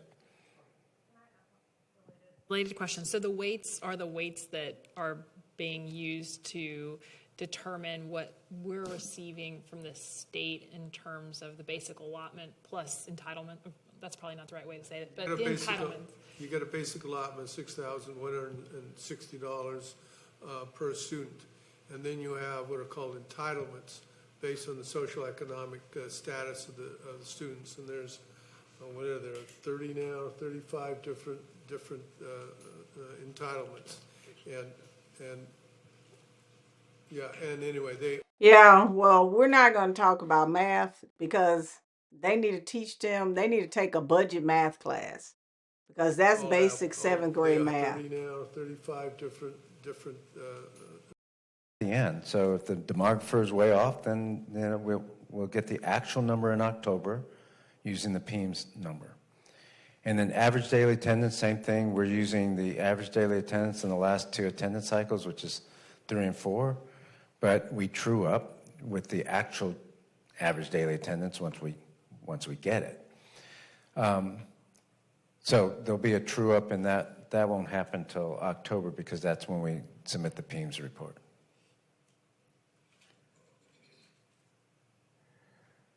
All right. I started with the problems we're trying to solve, and one of the problems we're trying to solve is make sure we have a balanced budget. And that the budget's still tight. I don't see anything in the legislature right now that's going to give us a whole bunch of money. I mean, we had the methodology and assumptions report. It'll be better than that probably, but we still are in a fiscally tight year, and actually probably next couple years we're going to remain fiscally tight. We think we can get close to a balanced budget, if not a balanced budget. But that means when we allocate money to the schools, we have to consider the fact that we're not back to balance. Back to balance would be what we did in this district prior to COVID, which is you get your PUA, your per unit allocation, you multiply by enrollment, and then you multiply by ADA. That's what you get. That's how you run your program. Well, the district will pay for. The reason why we're not doing that is because there's this fight between NES and non-NES. They have siphoned money from the schools that actually have the students and that are carrying the district and giving it to schools that have 200 kids in a building and 300 kids at middle school. That's what's happening. But they're not going to say that. And that has been brought up over and over and over again about them not the non-NES schools carrying the district. Because let's be clear, those NES schools, the enrollment is low. And the Chronicle put out an article and said that most of the children that have left the district are from NES schools. A whole bunch of stuff over here. We're going to go over that. But that's balance. Last year, we did not balance. We didn't balance because there were a lot of other changes, and we wanted to minimize the impact of change. And so we used a different methodology, and we'll talk about that. So last year, we capped the loss at 12%. That kept the schools with, not flush with money, but with significantly more money than the balance budget would have been. Balance is PUA times enrollment times ADA. So they got much more money than that. And I know there was, anytime you cut anything, it's like, well, no, can I live without the thing you're going to cut? And so there's always that. But it turns out the schools were able to do what they needed to do. They're still getting achievement. They're still taking their field trips. They're still doing the performance arts. They're still doing the magnet programs, all of that. So this year, we're going to change the methodology to what you see in the third bullet. We're going to give them their basic formula, PUA times enrollment times ADA. And then if they lose any money, we'll calculate 10% and we'll add that back. So it'll look like this. Projected enrollment times average daily attendance times PUA. That's the total funding plus If there's any reduction, we take that reduction, we multiply it by 10%, and we give it back to them. So it's 10% of the loss. It's still a loss. We can't disguise that. I'm not trying to. But what I am trying to say is it's more than balance. It's more than what you would get if it was pre-COVID. So that's going to, there are some schools that are going to decrease, and it's important to know this. If you have a decrease in ADA or enrollment, then it is likely that your budget goes down, and people should not be surprised about that. I mean, it wouldn't be an issue if you weren't sucking all of the district's money and supporting schools that can't support itself. There lies the issue. It is not about these, because he's trying to make it seem like principals are complaining. No, they're complaining because you're over budget for schools for 33,000 kids, as opposed to non-NES schools that are, some are overcrowded and have over 100,000 kids in them. Those NES schools don't have a lot of kids in them. So of course the principals are going to complain because it's not equitable. It's not. And it makes no sense. That's fiscally responsible behavior. If your enrollment or ADA goes down, at the district level, we'll have to do the same thing. We're cutting lots of things, and you saw that in the budget and methodology report, because we anticipate enrollment going down.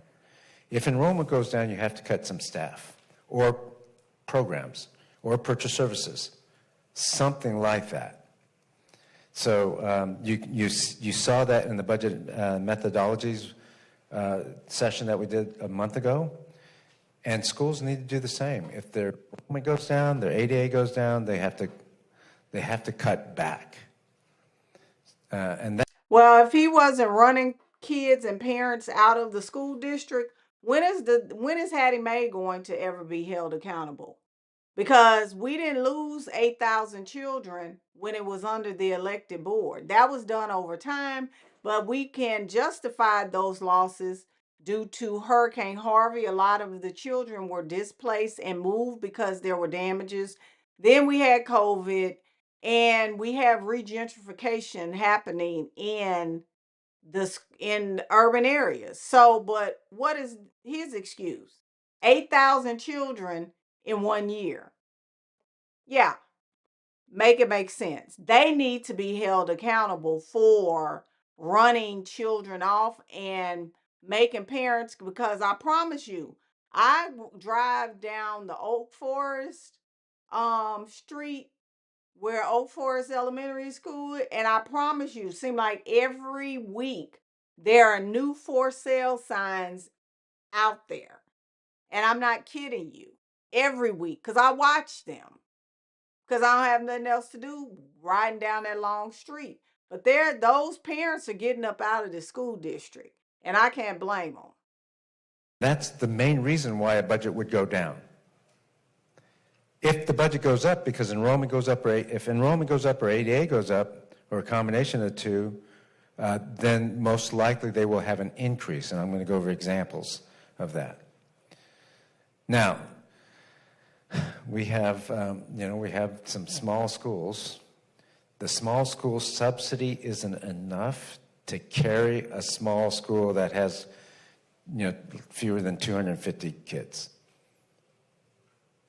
So in the meantime, since we're not closing schools next year, we're going to bring to the board, I think I told you last time, some schools most likely will bring to the board in the late fall a list of schools to close for the following year, 26-27, not 25-20. So in 25-26, what I'm saying to the board is we'll probably have to subsidize, some schools, more than the small school subsidy. But if we're going to keep a small school open, then it's, I think, our obligation to make sure they have enough money to operate well. And that's, so even if they see a reduction in their line item because of decrease in enrollment, we will still figure it out. We will help them maintain an AP, for example, maintain the class size, or the teachers for the core subjects, et cetera. All right. Yes, ma'am. Sorry. I just wanted to ask a question before we move away from that slide. The first bullet, I'd just like to ask the question. It said that it is likely if enrollment or ADA decreases that the school budget allocation will decrease. What type of scenario is there that it won't happen with these decreases?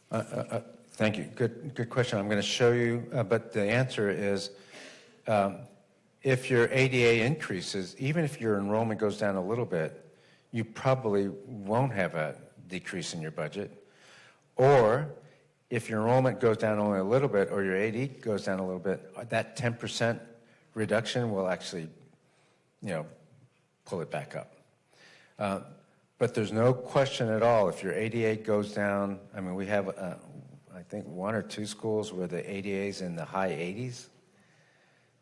Or if your enrollment goes down 100 kids, to me, there's probably no question, and we're going to show you examples, that your total budget doesn't go down. It's going to go down. One quick question as well. Just as we discussed the 50% of schools with the PUA, what impacts would enrollment declines have on an NES school? So right now, what Ina Meyer and her team is doing with HR is they are right-sizing based on that enrollment projection. So they will lose teachers. They already don't have a lot of purchase services or programs. It's, it's the NES model, it's the HISD curriculum. So there's not much of additions to cut. They don't have a lot of extra people except for teacher apprentices and learning coaches, which is part of the model.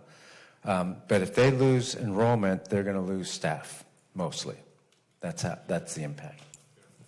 Can you just remind us, because I've forgotten, what is the ratio of teacher assistants and learning coaches? Teacher assistants this year was 125 to 1.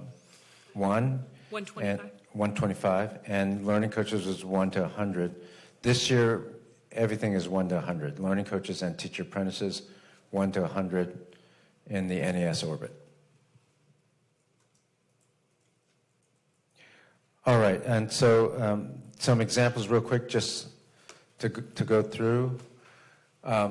Here's a school, again, no names on it. This is a school with 3,224, so pretty big school. The enrollment decreased by 72. The ADA went up a little bit, so that's good. So their total campus allocation is $14,946,000, so almost $15 million. They lost, based on the reduction, that's a reduction of $216,000, which, by the way, in a budget of $15 million is not that much. We're going to add back 10%, that's $21,000. So their adjusted campus is almost $15 million, $14,968,000. So that's not going to be a big impact on that school, even though they lost 72 kids. Yeah, but So I had, this school, this fictitious school, which is probably a high school that has 3,000 kids, that's not it for like elementary school that has 500 kids. He should have did that one, which makes more sense. But he did a high school, so it's mathematics manipulation. It went from 1 teacher apprentice in every classroom to 1 per 100 students. I'm assuming so. I don't know, because I don't remember that being the model. Yeah. And I agree. Dorothy said said it went from 1 teacher apprentice to every classroom to 1 per 100 students. But he said last year it was 1 to 125. So they're selling people, and I had this conversation with one of the executive directors, and I told them, I said, you all are out here with false advertisement telling these people that they're going to have all this support and all these things are done for them. And then when they come to HISD and it's a debacle and they have been bamboozled and hoodwinked, then you want to terminate the people and give them bad evaluations when you set them up for failure and you said that they were going to have these things and it's not true. Part of the reason I was asking about the PUA calculation is when we looked at these different examples, they're all different, obviously, based on the weights that Jim just described. But so this one in particular is, I don't know if this is an actual school or not. I think this is a hypothetical This is one. totally made up. Okay, so that 5,052 just would never exist because it's less than what you just said is the Right. lowest number. Okay, got it. Yeah, I think this person, whoever did this chart, assumed no, bare bones PUA. So is that the right 5,052? I was trying to understand the. I'm gonna need her to go take a basic math class with percentages and multiplication. And she needs to bring a calculator because this is basic. You got 3,100 kids, almost 3,200, 31. So you had a projected enrollment because schools make projections.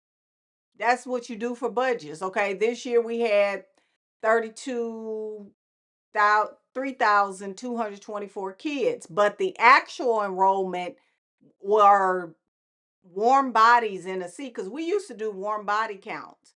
There was only 3,152, so the school lost 72 children.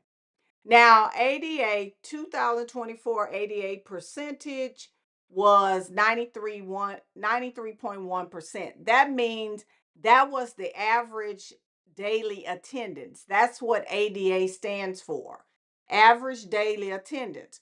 So when, say for instance, when the parents keep their kids at home and they want to hurt the district, they attack that average daily attendance because what happens is the school gets paid off of that. And sometimes there are casualties of war, and sometimes the school just happened to be one of them. They had an increase in average daily attendance, which was, it wasn't nothing but 0.8%. And the per pupil allocation, which is they're saying that the state is only going to give $5,052 for per student that's in there. So that's just for a general ed student, not your bilingual, not your GT, not your special education students. Just basic for general ed. That's what they're giving. So they multiply this and you come out with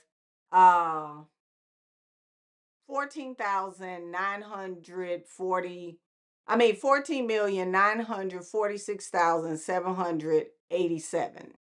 That's what the school's budget will be. And I don't know why they have this on here. This ain't nothing but some extra stuff. It makes no sense.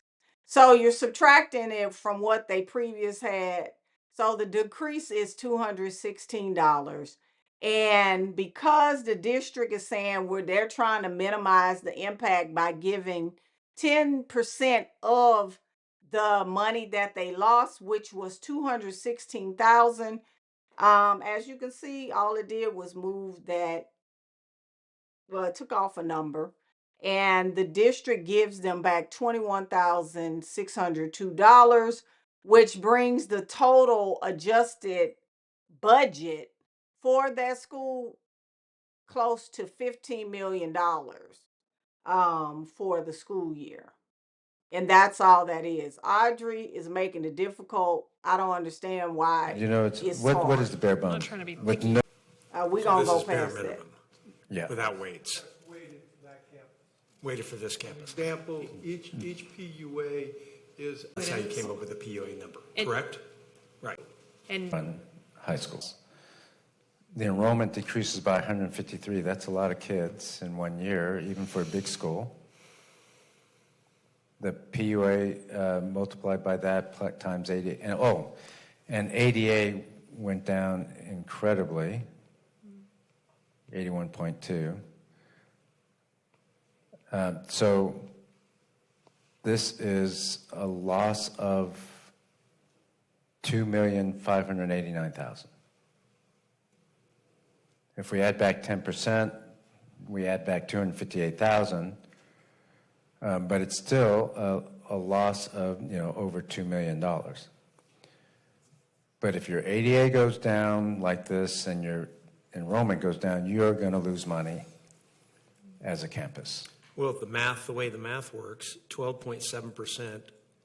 And he's not finna give us no math lesson. It is not our fault that they can't do simple mathematics. I don't understand this. These people have degrees, and you can't understand this simple. And this is basic. All you're doing is multiplying and subtraction. You see the decrease, like, it makes no sense. Moving on. You take that number relative people coming to. Yes. It's hypothetical, I know, but just for our understanding. So with 2 million gone, what does that look like in real life? For, like, if you were the principal, what are they said? How do you get $2 million? It's The way teachers. you get $2 million mostly is through staff. Yeah, it's teachers. Because teachers like myself, I've been teaching 26 years. For a school, they are responsible for our salaries. So the more experience a teacher has, the more it costs. Now he's trying to change that, which makes no sense because it puts the school that pay for performance is going to hurt schools because you no longer can budget effectively. Because here's the thing, you don't know who's going to be on your campus that next year, and their salary changes based on if they're coming back or not. So how do you set a budget up for that? It's really ridiculous. So that means cutting people. So what it probably means testing coordinator. None of the NES campuses have testing coordinators.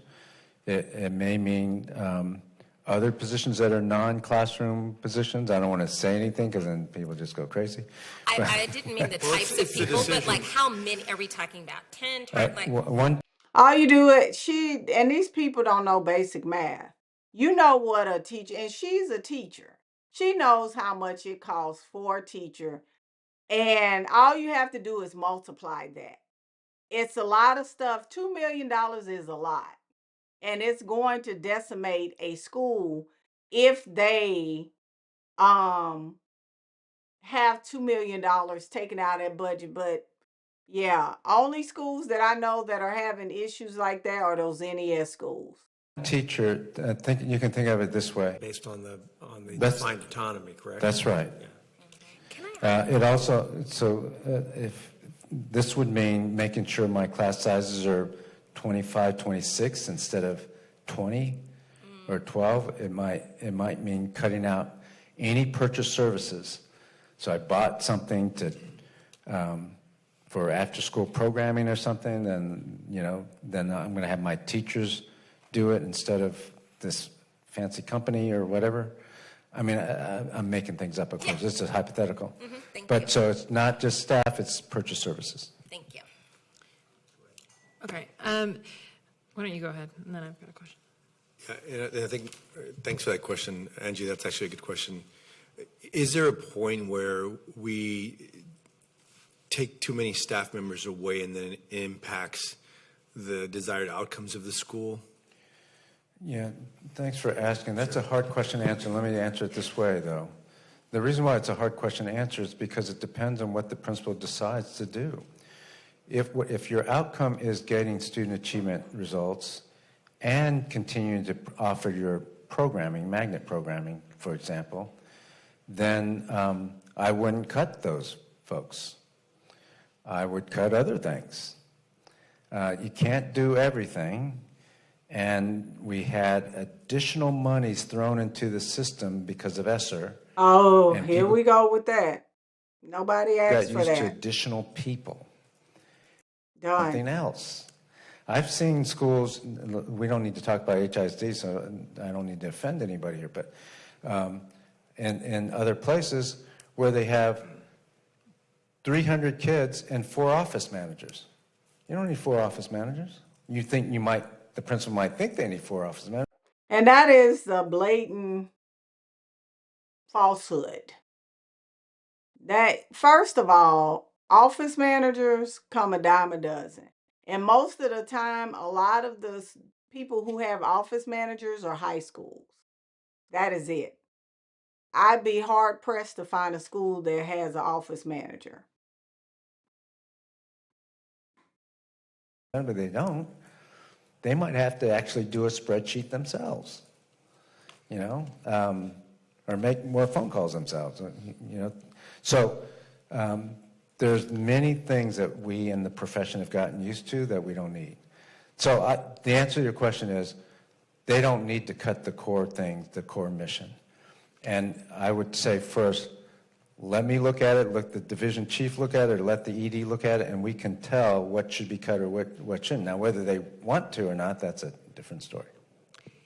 I have and my understanding is that the EDs are going to assist the principals to the extent they request it with their budgets. Is that right? Yeah, the EDs will look at all the budgets. They'll be careful in the PUA side. The budget is up to the principal. We're not going to let a principal do crazy stuff, though. I don't define autonomy or not. You're not going to get rid of all your math teachers, or have class sizes of 40 for your math when you have too many office managers or too many other this or this. So we're not going to let that happen because all kids deserve effective run schools. But they do have discretion over staff is the bottom line. My real other question was, can you remind us, and maybe I'm misremembering this, but there was a staffing amount per teacher. We're not, I guess the right way to ask this, out of the school budgets, are the actual dollars that are paid to each particular teacher coming out of that budget, or is it some estimated number or average number? Is what I'm asking making sense? In other words, if you have a teacher that's being paid $90,000 and a teacher that's being paid $60,000, are they going to cost different amounts out of the budget, or is there like a 70-something thousand? Yeah, Thank you. that's Sorry, that was my question. Right. Okay, thanks. Okay, a couple more examples, then we can stop.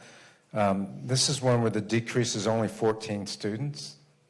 ADA goes up a little bit. I think we've had enough of that. It connects to outcomes.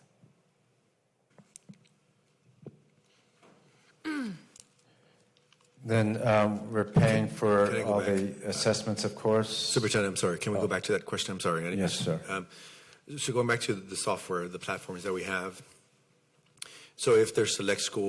Because we're going to provide all of these things. NES is one thing, but the budget is up to the principal. We're not going to let a principal do crazy stuff. Okay, I want to get back to But there were paid to have a teacher. Yeah, Thank you. let's stop. Increases by 4 than the year before. Not the same, 88 stays more, but enrollment. So there will be schools that will struggle. We'll try to help where we can. The biggest thing, though, is this. We are providing, we're still not at balance because we're going to provide all of these things. NES is one thing, but for PUA campuses, we'll fund the core curriculum if it's on the approved list, just like we did this year. So RLA, math, science, social studies, there's, I think, 3 vetted curricula. If they want to use those 3, we'll pay for it. We're paying for ESOL. We're paying for Zern Math, the ELA digital resource, like I think this year it was Amira. Yep. Then Summit K-12, Apex, Newsella, Learning A through Z. So those are ones we will support. Can I ask a question about that? Yep. On like Zern, for example, if it's not a PUA special focus school, then the school budget would cover that. Is that right? No, I think It Kristen, you want to varies. answer? There's a different answer based on the resource that is listed on here. So for example, Summit K-12, we have a broader license to. Last year, we were able to fund Zern at more campuses due to a TEA grant, so it just depends. As we do budgeting for this year, our priority is NES and the special focus, but we are looking to see if we can also support multiple other of these in addition to that for PUA. So the goal is, in an ideal state, yes, we cover this for everybody because everything on this list, we make sure we have analysis that shows that it connects to outcomes.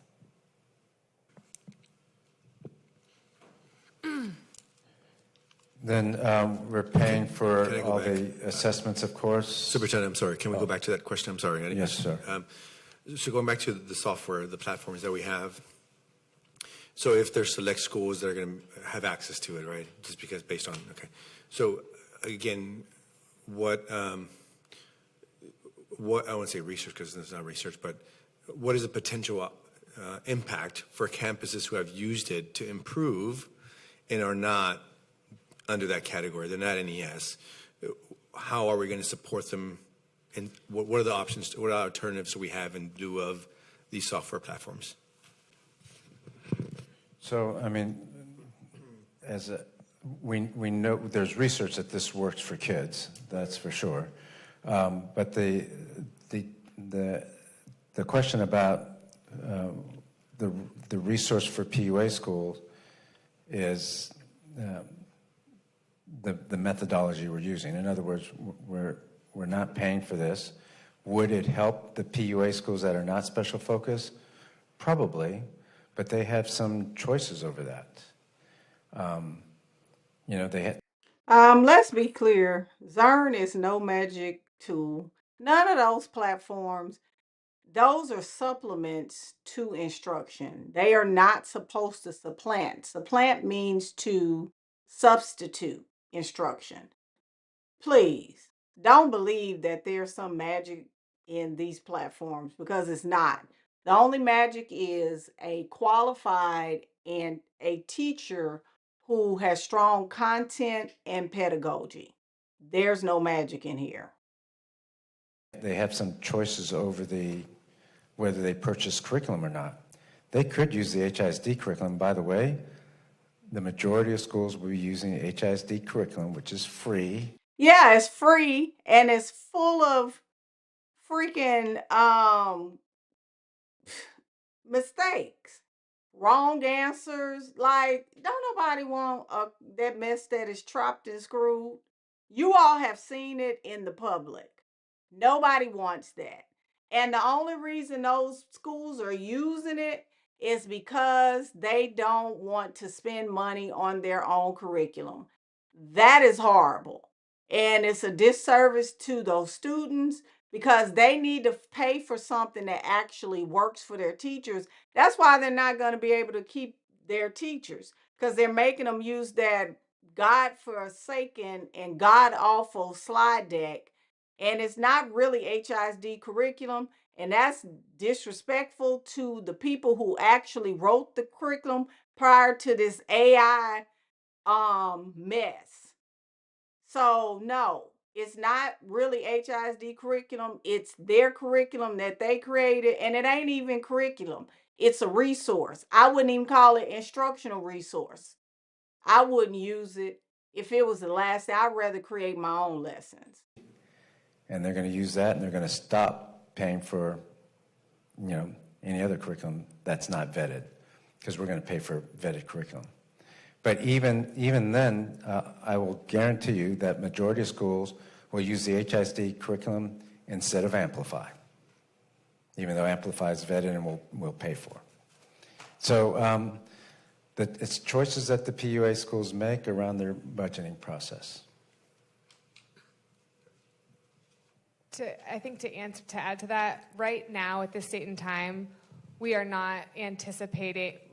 we are not at a place yet where we're saying any PUA campus that was using one of these last year would no longer be able to have access to it this year. We're not at that place yet for next year's budget. So anybody who was previously using these may very likely still be able to have access to them next year as PUA. So we're looking into that, though. And what do you mean? That's their job to pay for the curriculum. Like, these are HISD schools. So what do you mean they very well be likely? You pay for a curriculum. That's what school districts do. Like, I don't that blows my mind. It really does. Pay for the curriculum. Cut some of that fat at those NES schools. Pay for the curriculum. Paying for these assessments, of course, paying for 50% of pre-K teaching assistants in the PUA campuses. This was a big one last year. Dual credit, dual enrollment, AP, and IB programming. So that will be covered. Paying for TSI assessment fees for SAT, ACT, and TSIA. And access to Khan Academy to support SAT and TSAI prep. Mike, just to clarify, there were some questions, I think, this year about IB programming and fees and maybe some other costs related to that. Would you clarify? Would those be included as well? I'm pretty sure, but Kristen, can you just verify? Last year, the approach we took is that everything that central office was previously paying for with IB, we continued to pay for, and that's the plan as we continue forward as well. Do you recall what the question was? I think it was about maybe some kind of a recurring like assessment or maybe checking every 5 years or something. Certification. Oh, certification. Those are paid by the schools, right? The certification and training is by the school, right? It's a piece. That's the piece we had to hold on a little bit for last year, but that we were ultimately able to cover, and we plan to cover that again as of now. Is there a cost in the certification, and are we paying it? I can double check that, but likely yes. Like if we have paid for it before, we pay for it again. I'll double check that. Yeah, it's okay to check. Yeah, thank you. Thank you. Okay, and the same thing goes for CT curriculum, soon IBC testing, testing fees, and professional development. I already said we paid for the 4 programs of study, and I don't want to read all this, but you can go through it. These are other things that we pay for that the schools do not have to do. Mike, sorry, on that previous one, those health and medical, and those are separate from anything we might see around our Sunrise Centers. Because those are not campus costs. Correct. So just to clarify. Okay, thank you. And by that same token, the telehealth piece is separate, or is that funded by grant? What was that? Hazel Health is a district paid for. I'm just checking to make sure Hazel Health is paid for by the district. Correct. This year, it's covered fully by the district, yes. And so next year also. Next year, let me look at where we are. We are evaluating the cost of the specific program, but we do want to remain committed to providing the telehealth services for physical health and mental health, but we are evaluating the contract and just making sure it's the fiscally responsible approach. Okay, and then you can see school links and credit recovery through Apex. Fine arts.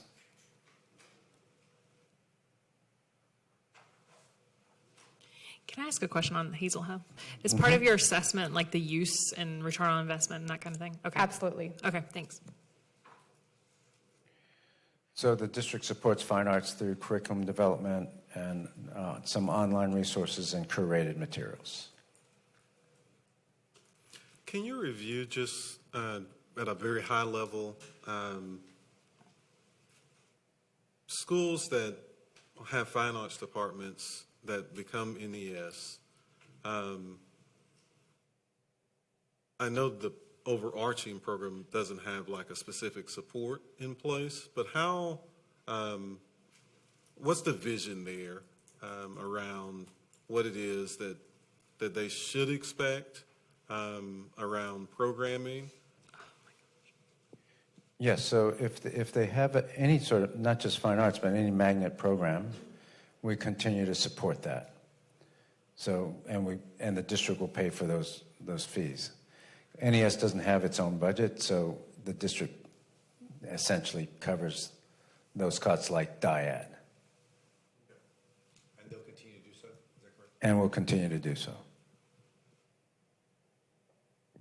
And I think I told you at the last meeting, we don't plan to add NES campuses, so that won't be a challenge as far as increase in budget or anything, unless a PUA school drops to an F.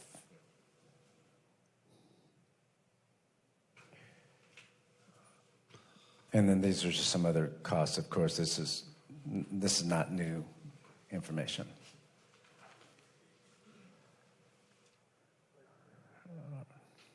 What's that?